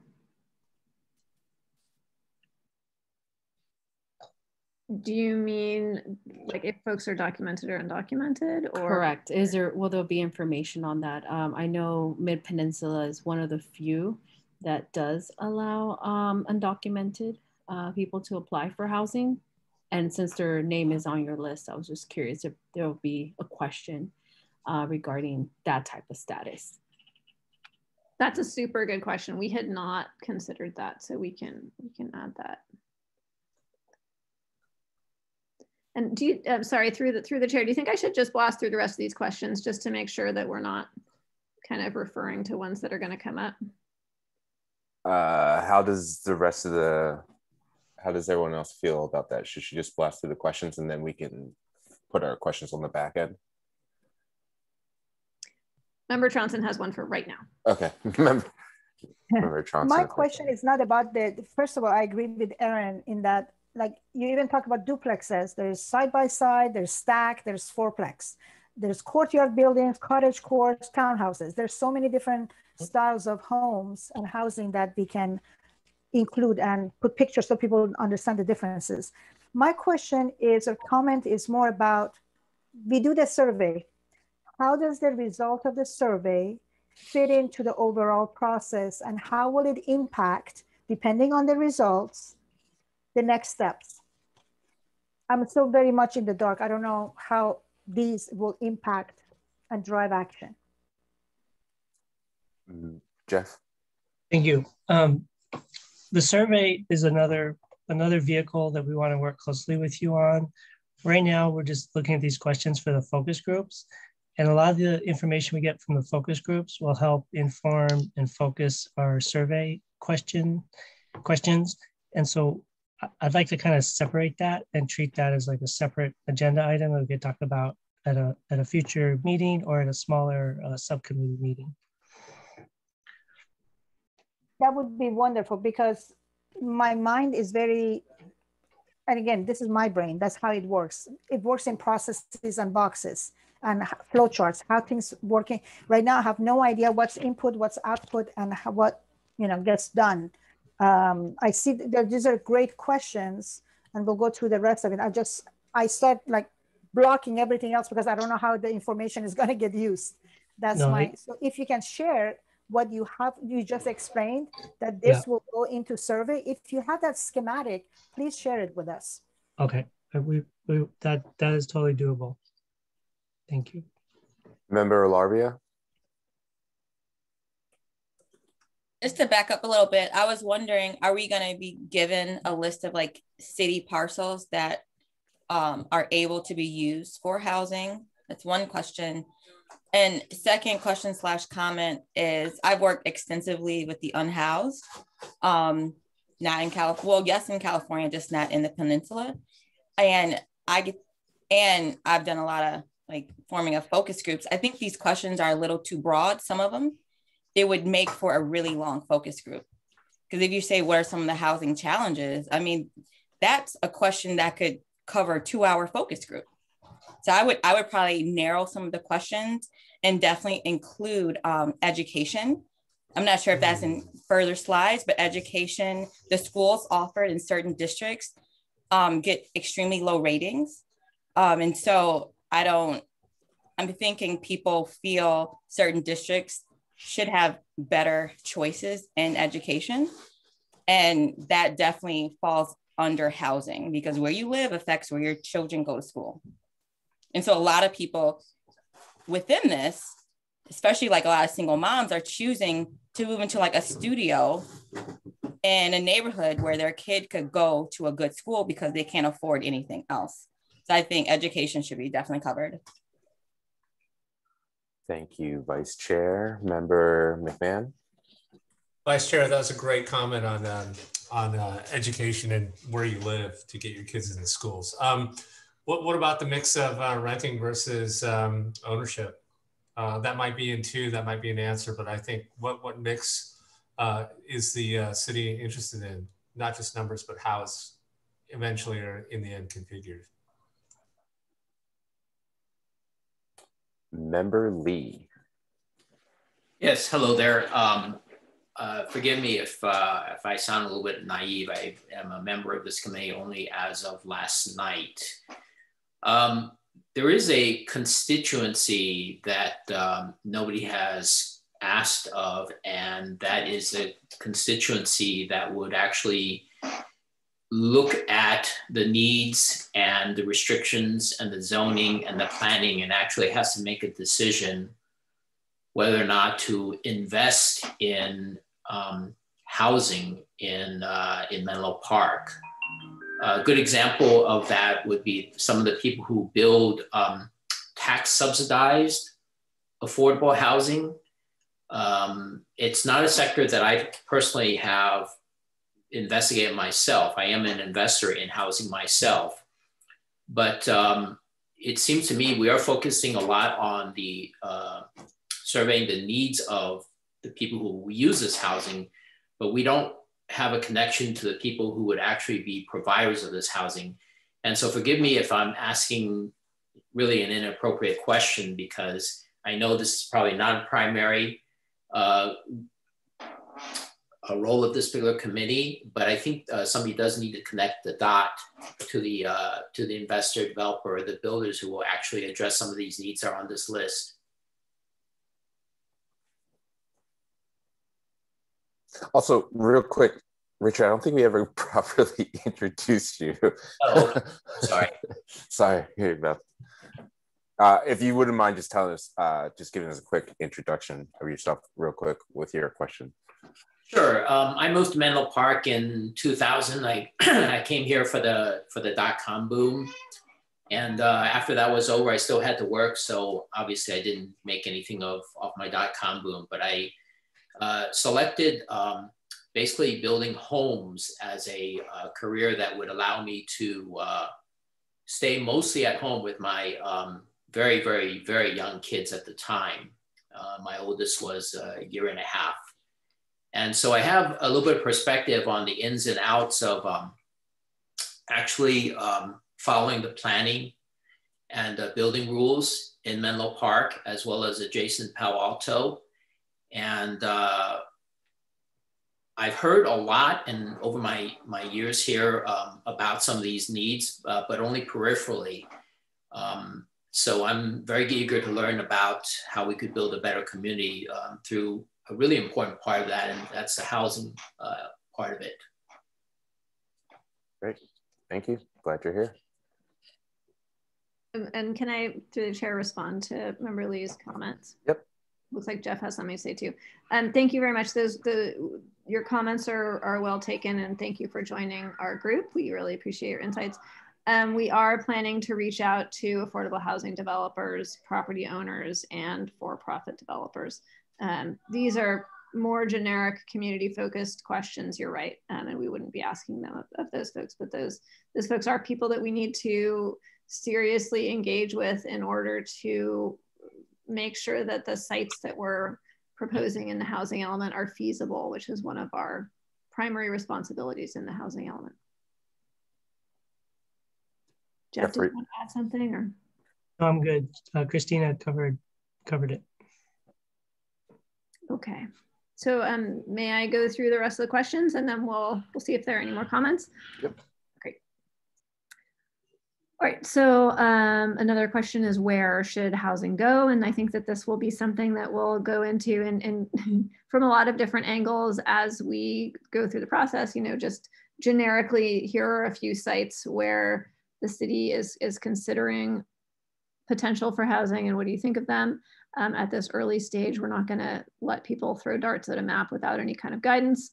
And then do you support more diverse housing opportunities in currently single family zones that could be like allowing duplexes and triplexes? Thinking about environmental justice and safety, how has the historical and current segregated living patterns affected housing and the community in Menlo Park? Have you been, or do you know folks who have been impacted by wildfire, heat waves, drought, flooding, etc.? This has to do with working towards the safety element. What are some prominent environmental justice issues that affect you or the folks that you know? And we'll go, we will educate people a little bit about the kinds of considerations that we're looking at there. How can we both be most impactful in improving the physical environment? It's hard to take all of the cars off a highway. So, what can we do to help, or all of the diesel trucks, more to the point, and what can we do to help mitigate any kind of air pollution impacts just adjacent to them, that kind of thing. And if there's anything else that folks want to consider. And I just wanted to say, it's come up like, what are we going to do with these responses? And I want to reiterate what we were talking about in our last meeting, which is that these initial, because we're really still at the beginning of talking with folks, these initial conversations are going to help us identify issues that are important to the community, as well as concerns and difficulties. We're going to be then from that developing some proposed policies that we can bring back and say, hey, this is what we heard. These are some vision items that we've heard. And these are some potential housing opportunity sites that we're going to think about which ones are the right ones. And then we have heard loud and clear from folks on this committee and at the city that it's really important to try to show some comparable data for each of the different folks. So it may well be that in an hour meeting, we'll do a few quantitative questions so that we can kind of package everything up at the end and have some quantitative data to share at the end of these. That was it.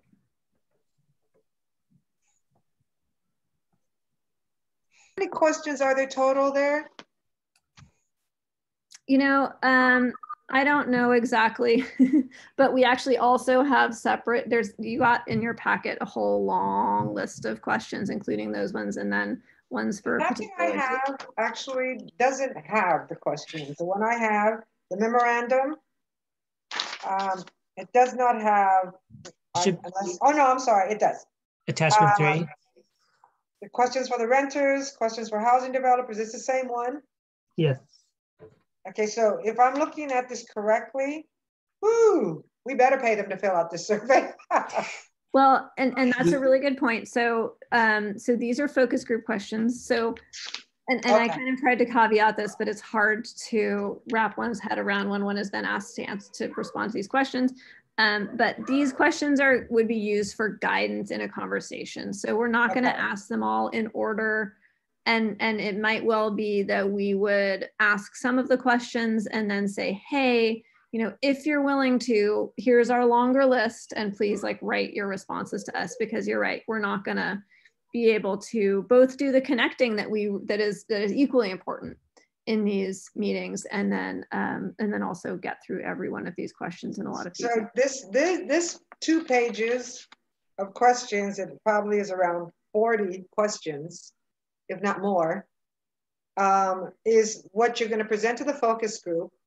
So wouldn't it not be a great opportunity to ask them to narrow it down out of 40 questions? What are the top 10 or maybe top 20? Because in all honesty, I don't know anybody that's going to want to fill out a 40-page survey. I mean, a 40-question survey, and not do it rushing. So I think a survey, which is critical, and the input, which is our goal, is it has to be tailored to something that's going to not take them a significant amount of time, and maybe pull from each category with maybe 3 top questions. So we can narrow it down to maybe 12, 15. That's just my opinion. Member DeSiena? Yeah, so I'm curious, who actually qualifies here in Menlo Park as a resident to actually be part of this focus group? Is this someone who's been living here for a certain amount of time?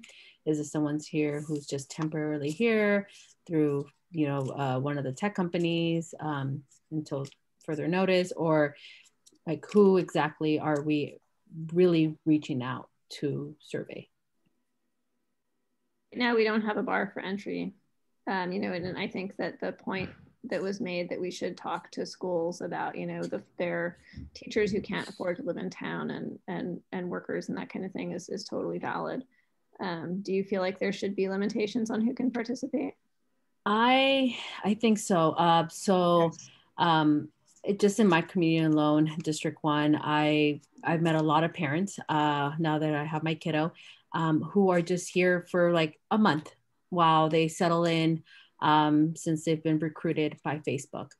So I'm just curious, like, if they are part of this, like, wouldn't it kind of skew this information, and how would it then affect my community in particular? Good point. Because if you do get questions from a survey from Facebook, you're talking about $150,000 person giving inputs versus that of a service worker or gardener that's making maybe, if any, $40,000. So the demographic sort of changes that has a great impact on decision making. Thank you, Yadira. Member Alarvia. I had a question just about the data. Do we have the numbers on like the percentage of African-American owners, et cetera, et cetera? Do we know the numbers? Because I think people need a background a little bit, like there's X amount of owners versus renters. I think one of the goals of most people is to become an owner. So just to know the numbers would be kind of key. I think that question, Vice Chair Alarvia, was that a question for me? It was just a question in general, like the whole project. Because I'm not aware of what's the percentage of like African-American owners in Menlo Park versus African-American renters? What's the percentage of Asian-American renters versus Asian-American owners? Just I think people need to see and illustrate the disparity so they can understand it. I think that's what this last year and a half has been about, is kind of like the world has seen what's going on, in our face. And I think, and just to be transparent, we should give those numbers out prior to the survey in some way. That would also tie into the segregated living patterns, because I know this community used to have a large percentage of Pacific Islanders. I would probably say it's down to 1% now. Thank you, Vice Chair. And Vicky, if you just want to throw your hand up so that we can, make sure we honor everybody. Christina, did you want to quickly respond? Yeah, quick response. Thank you, Member Alarvia, Vice Chair Alarvia. We are currently working on our existing conditions data analysis and data gathering. So I don't have that at my fingertips, but I totally agree with you that it's really important to do some kind of upfront contextualization and education of the folks that we're asking these questions of. And Deanna, did you have something that you wanted to say about that particular? Yeah, I was just going to say, as part of the housing element, we do have that background data, and we do share that information. I don't have all the specific categories that we provide, but wanted to share that that is part of something that we do include in our documentation. I'm also just going to add a 10-minute warning in there so that we stick to the time that we agreed on. Member Tronson, I believe you're next. I have a few, and one of my highest priorities is what is the next step, and when do we form our subcommittees, and what their titles and goals are going to be, and can we work in doing that? Can we include members of the M group, or are we prohibited from including M group? Like, I would love to work with Jeff on the overall process. The other one is that this is supposed to be a community engagement committee, right? And as the mayor said, it's about communication. Yet, I think it was Pam Jones that mentioned it, or maybe another public member, that the recordings are not available. Right now, there's no minutes per se, and I would not envy the person who would have to write the minutes for all the discussions. So there is no reason with the recording, this interaction being recorded, that it should not be available on the city's website, especially because we are a communication and outreach and engagement committee. So I would like to put that to the city and request that it be included and uploaded. And then the other one is, the other topic, Chair, would be, we have to figure out how we're gonna liaise with the Housing Commission as part of our process for the inflow of the information and output. And the subcommittees. Oh, and going back to the Vice Chair's comment, it would be also interesting to know, because we know there has been a lot of bad practices before and probably now as well about loan practice, for example, for the communities of color, especially our Black brothers and sisters, that loans have been denied. So do we know they would be a great, if you're talking about justice, economic justice, there's a lot of data that we need to have to analyze so that we can address those. So those are my few comments. Thank you for the opportunity. Member McMahon?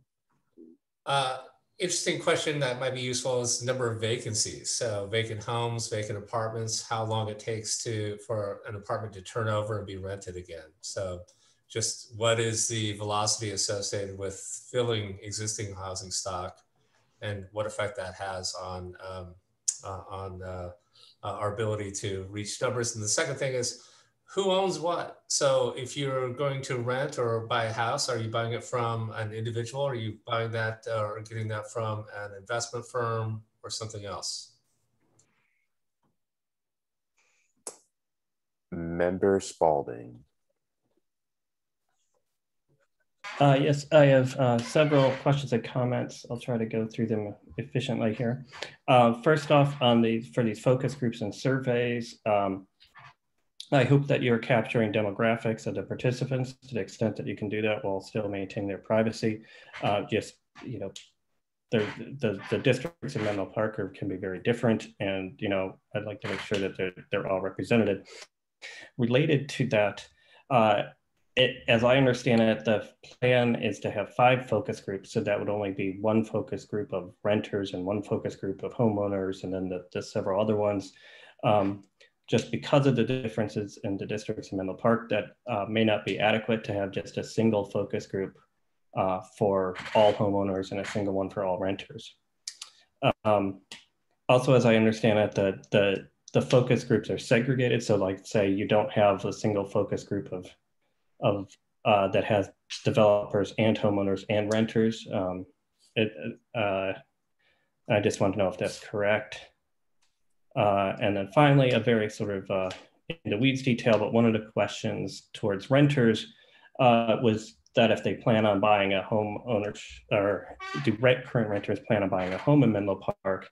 I find that kind of funny, as if a renter can just make the choice and have that happen. I think if you're going to ask that, you should also follow up with, are there barriers to home ownership? Say, they may want to, but just be, unable to. That's all. We also have a few minutes for, okay. Deanna, did you want to go? Thank you. Just a quick response to Member Johnson's request for the recording. So yes, we are recording these. It is not City Council policy for us to put these recordings on our webpage. With that being said, if someone requests it, we can share it with them, but it is not, as of yet, policy to put. Well, if I may, I have a big problem with that, because 3.5 years ago or thereabout, I've lost track of time. I've been home since March 2020. I spoke as a member of, when I was in Finance and Audit Committee, I spoke before the council in an open meeting that we had. And at the time, I think Council Member Ray Mueller, he said, well, I don't know if you have the technology to put the recordings on a website, which it was, to me, it was not a valid comment even 3.5 years ago, but because even then I was using Zoom and everything else. So we have been asking this over and over and over for years and years. And it's not just me, there's lots of other people. And at what point will the council stand up and let us know why are we not having transparency and engagement with our community? Because it's not technology, it's not the money. Because I even kidded at the time and I said, give me the money, I'll go ahead and set it up. And it was a joke. I wasn't saying that I will take the money. I know there's a certain level of effort that is going to go into it, but it's not the money that it takes, and it's not the lack of technology. And I think we are doing a disservice by not providing committee sessions, especially if they're already being recorded, and making them available to our committee. And I don't know how many years should we be asking that, because we shouldn't be renewing the statement that we should bring it up to the council. We have brought it to the council. They're not acknowledging the request, or they're acknowledging, but they're not doing anything about it. And I am, since the mayor is on the call today, I'm really appealing to him to direct and bring it to actual vote to the council why this is not happening in the city of Menlo Park. Thank you. It looks like we have someone in the attendees that also has a public comment. Caltran, do we have a public comment? Yes, we have one raised hand at the moment. And just before I call that name, just like to remind that if there are other members of the public that like to provide public comment, please press the raise hand button if you're joining us by computer at the bottom of your screen, or *9 if by phone. Betsy Nash, you have the ability to provide your public comment now. Hi, can you hear me? Hello, this is Yep. Betsy Nash, Vice Mayor of Menlo Park. And I just want to agree with the fact that I believe all commission meetings should be posted on the website. And as a council member, I've asked numerous times and will continue to ask. But I believe that that is correct, that for transparency, accountability, we should be posting these meetings. Thank you.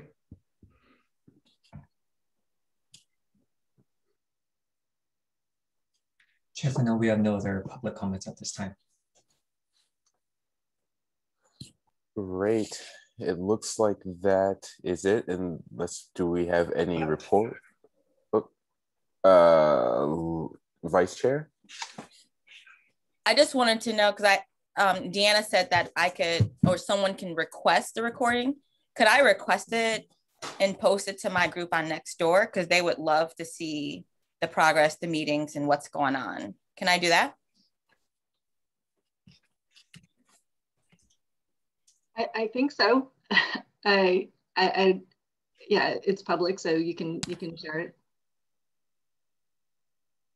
Great.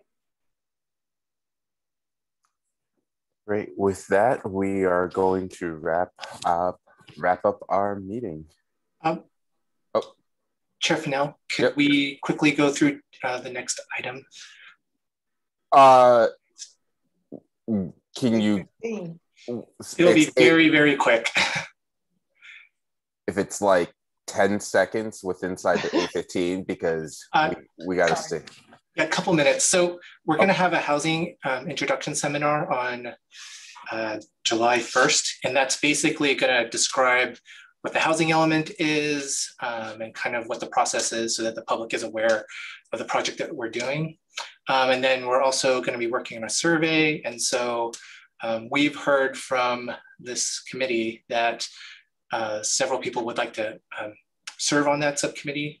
So if anyone would like to make a motion to create a subcommittee for the survey, now would be the time to do so. And then we're going to have a few other CEOC meetings in the future. Is this a survey regarding the same questions? The focus group questions are specifically for the various focus groups. And so we'll be meeting with various people, and then from those responses, then we'll create a survey that will be provided citywide. Were you asking for a vote on the committee now? In order to form a committee, I think you would have to have a motion and a second and a vote. Is that? And what was for which committee? Subcommittee. A subcommittee for reviewing the survey questions. Do we have a motion to create a subcommittee? I have a question. well, first we're over time, so and you know, we got to stick to our time because I understand people have little ones that they have to attend to. So if we could first just address if there's a motion for us to create a subcommittee. I saw a motion. Does anyone second that motion? I think it's premature. I like a subcommittee, but it's premature because we don't have a list of all the subcommittees. I agree. So if we have to meet again and just talk about subcommittees, I would recommend I agree. To do that instead. Leslie, I'm going to call on you, member Feldman. Well, I think it probably makes sense. We can form this committee and that committee can start these discussions about the survey. It doesn't preclude future subcommittees. I don't believe we got a second for his motion. I'll second it. Great. So I believe Cal Chan, we have a motion for a subcommittee around the surveys. So we have a motion to create a subcommittee to work with the project team for the refinement of the community engagement survey. Deanna, would we recommend a roll call?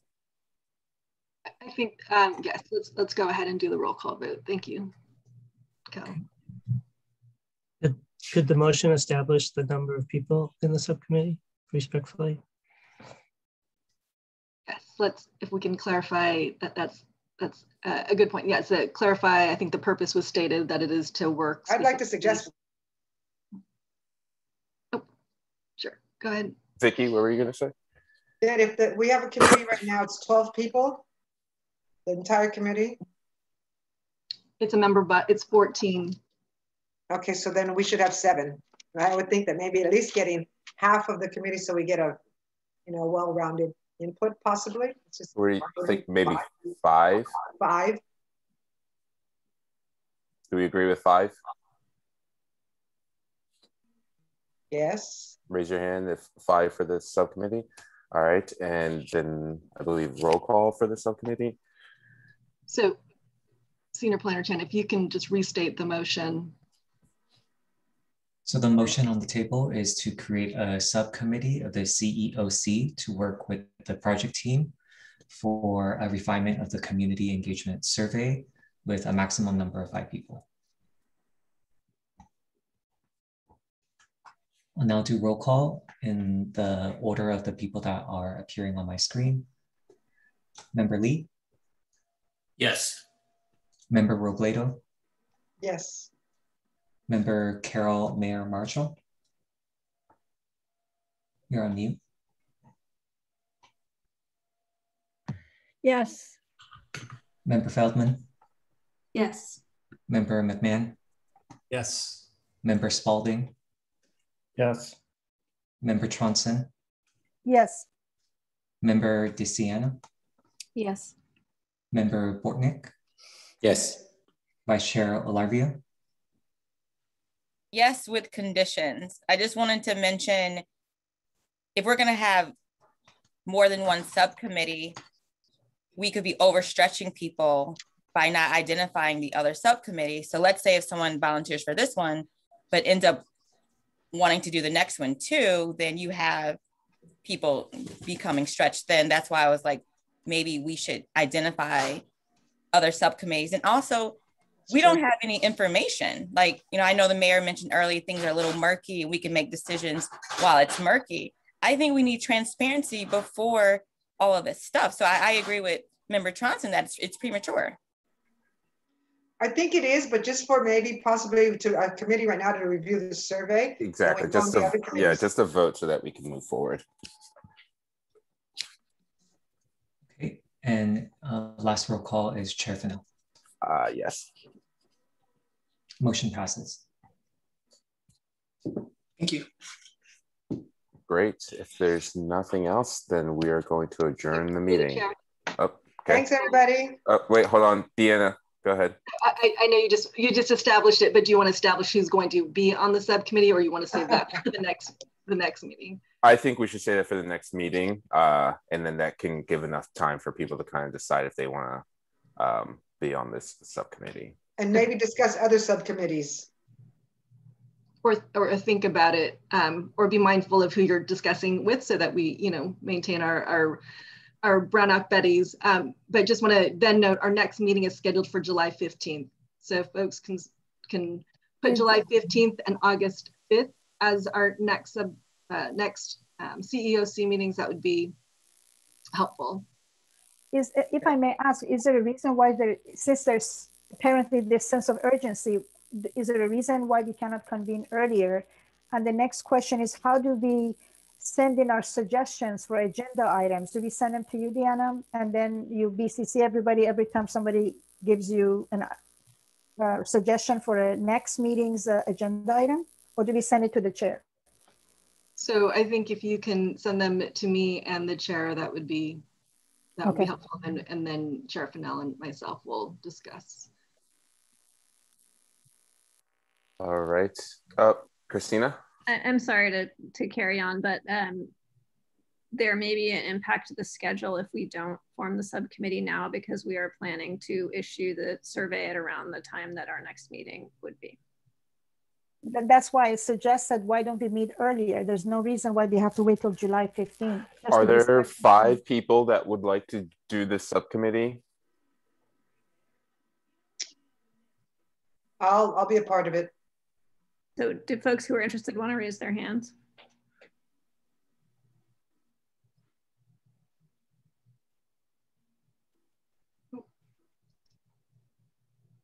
This is specifically for the survey. Okay. Right. So I see. I'm wondering, I'm so sorry to interrupt, but it's hard to create a survey without the proper information. So I'm concerned that we're creating a survey without knowing the actual plan. My understanding is that we'd work with M Group as they develop the survey, and we get that context. Yes.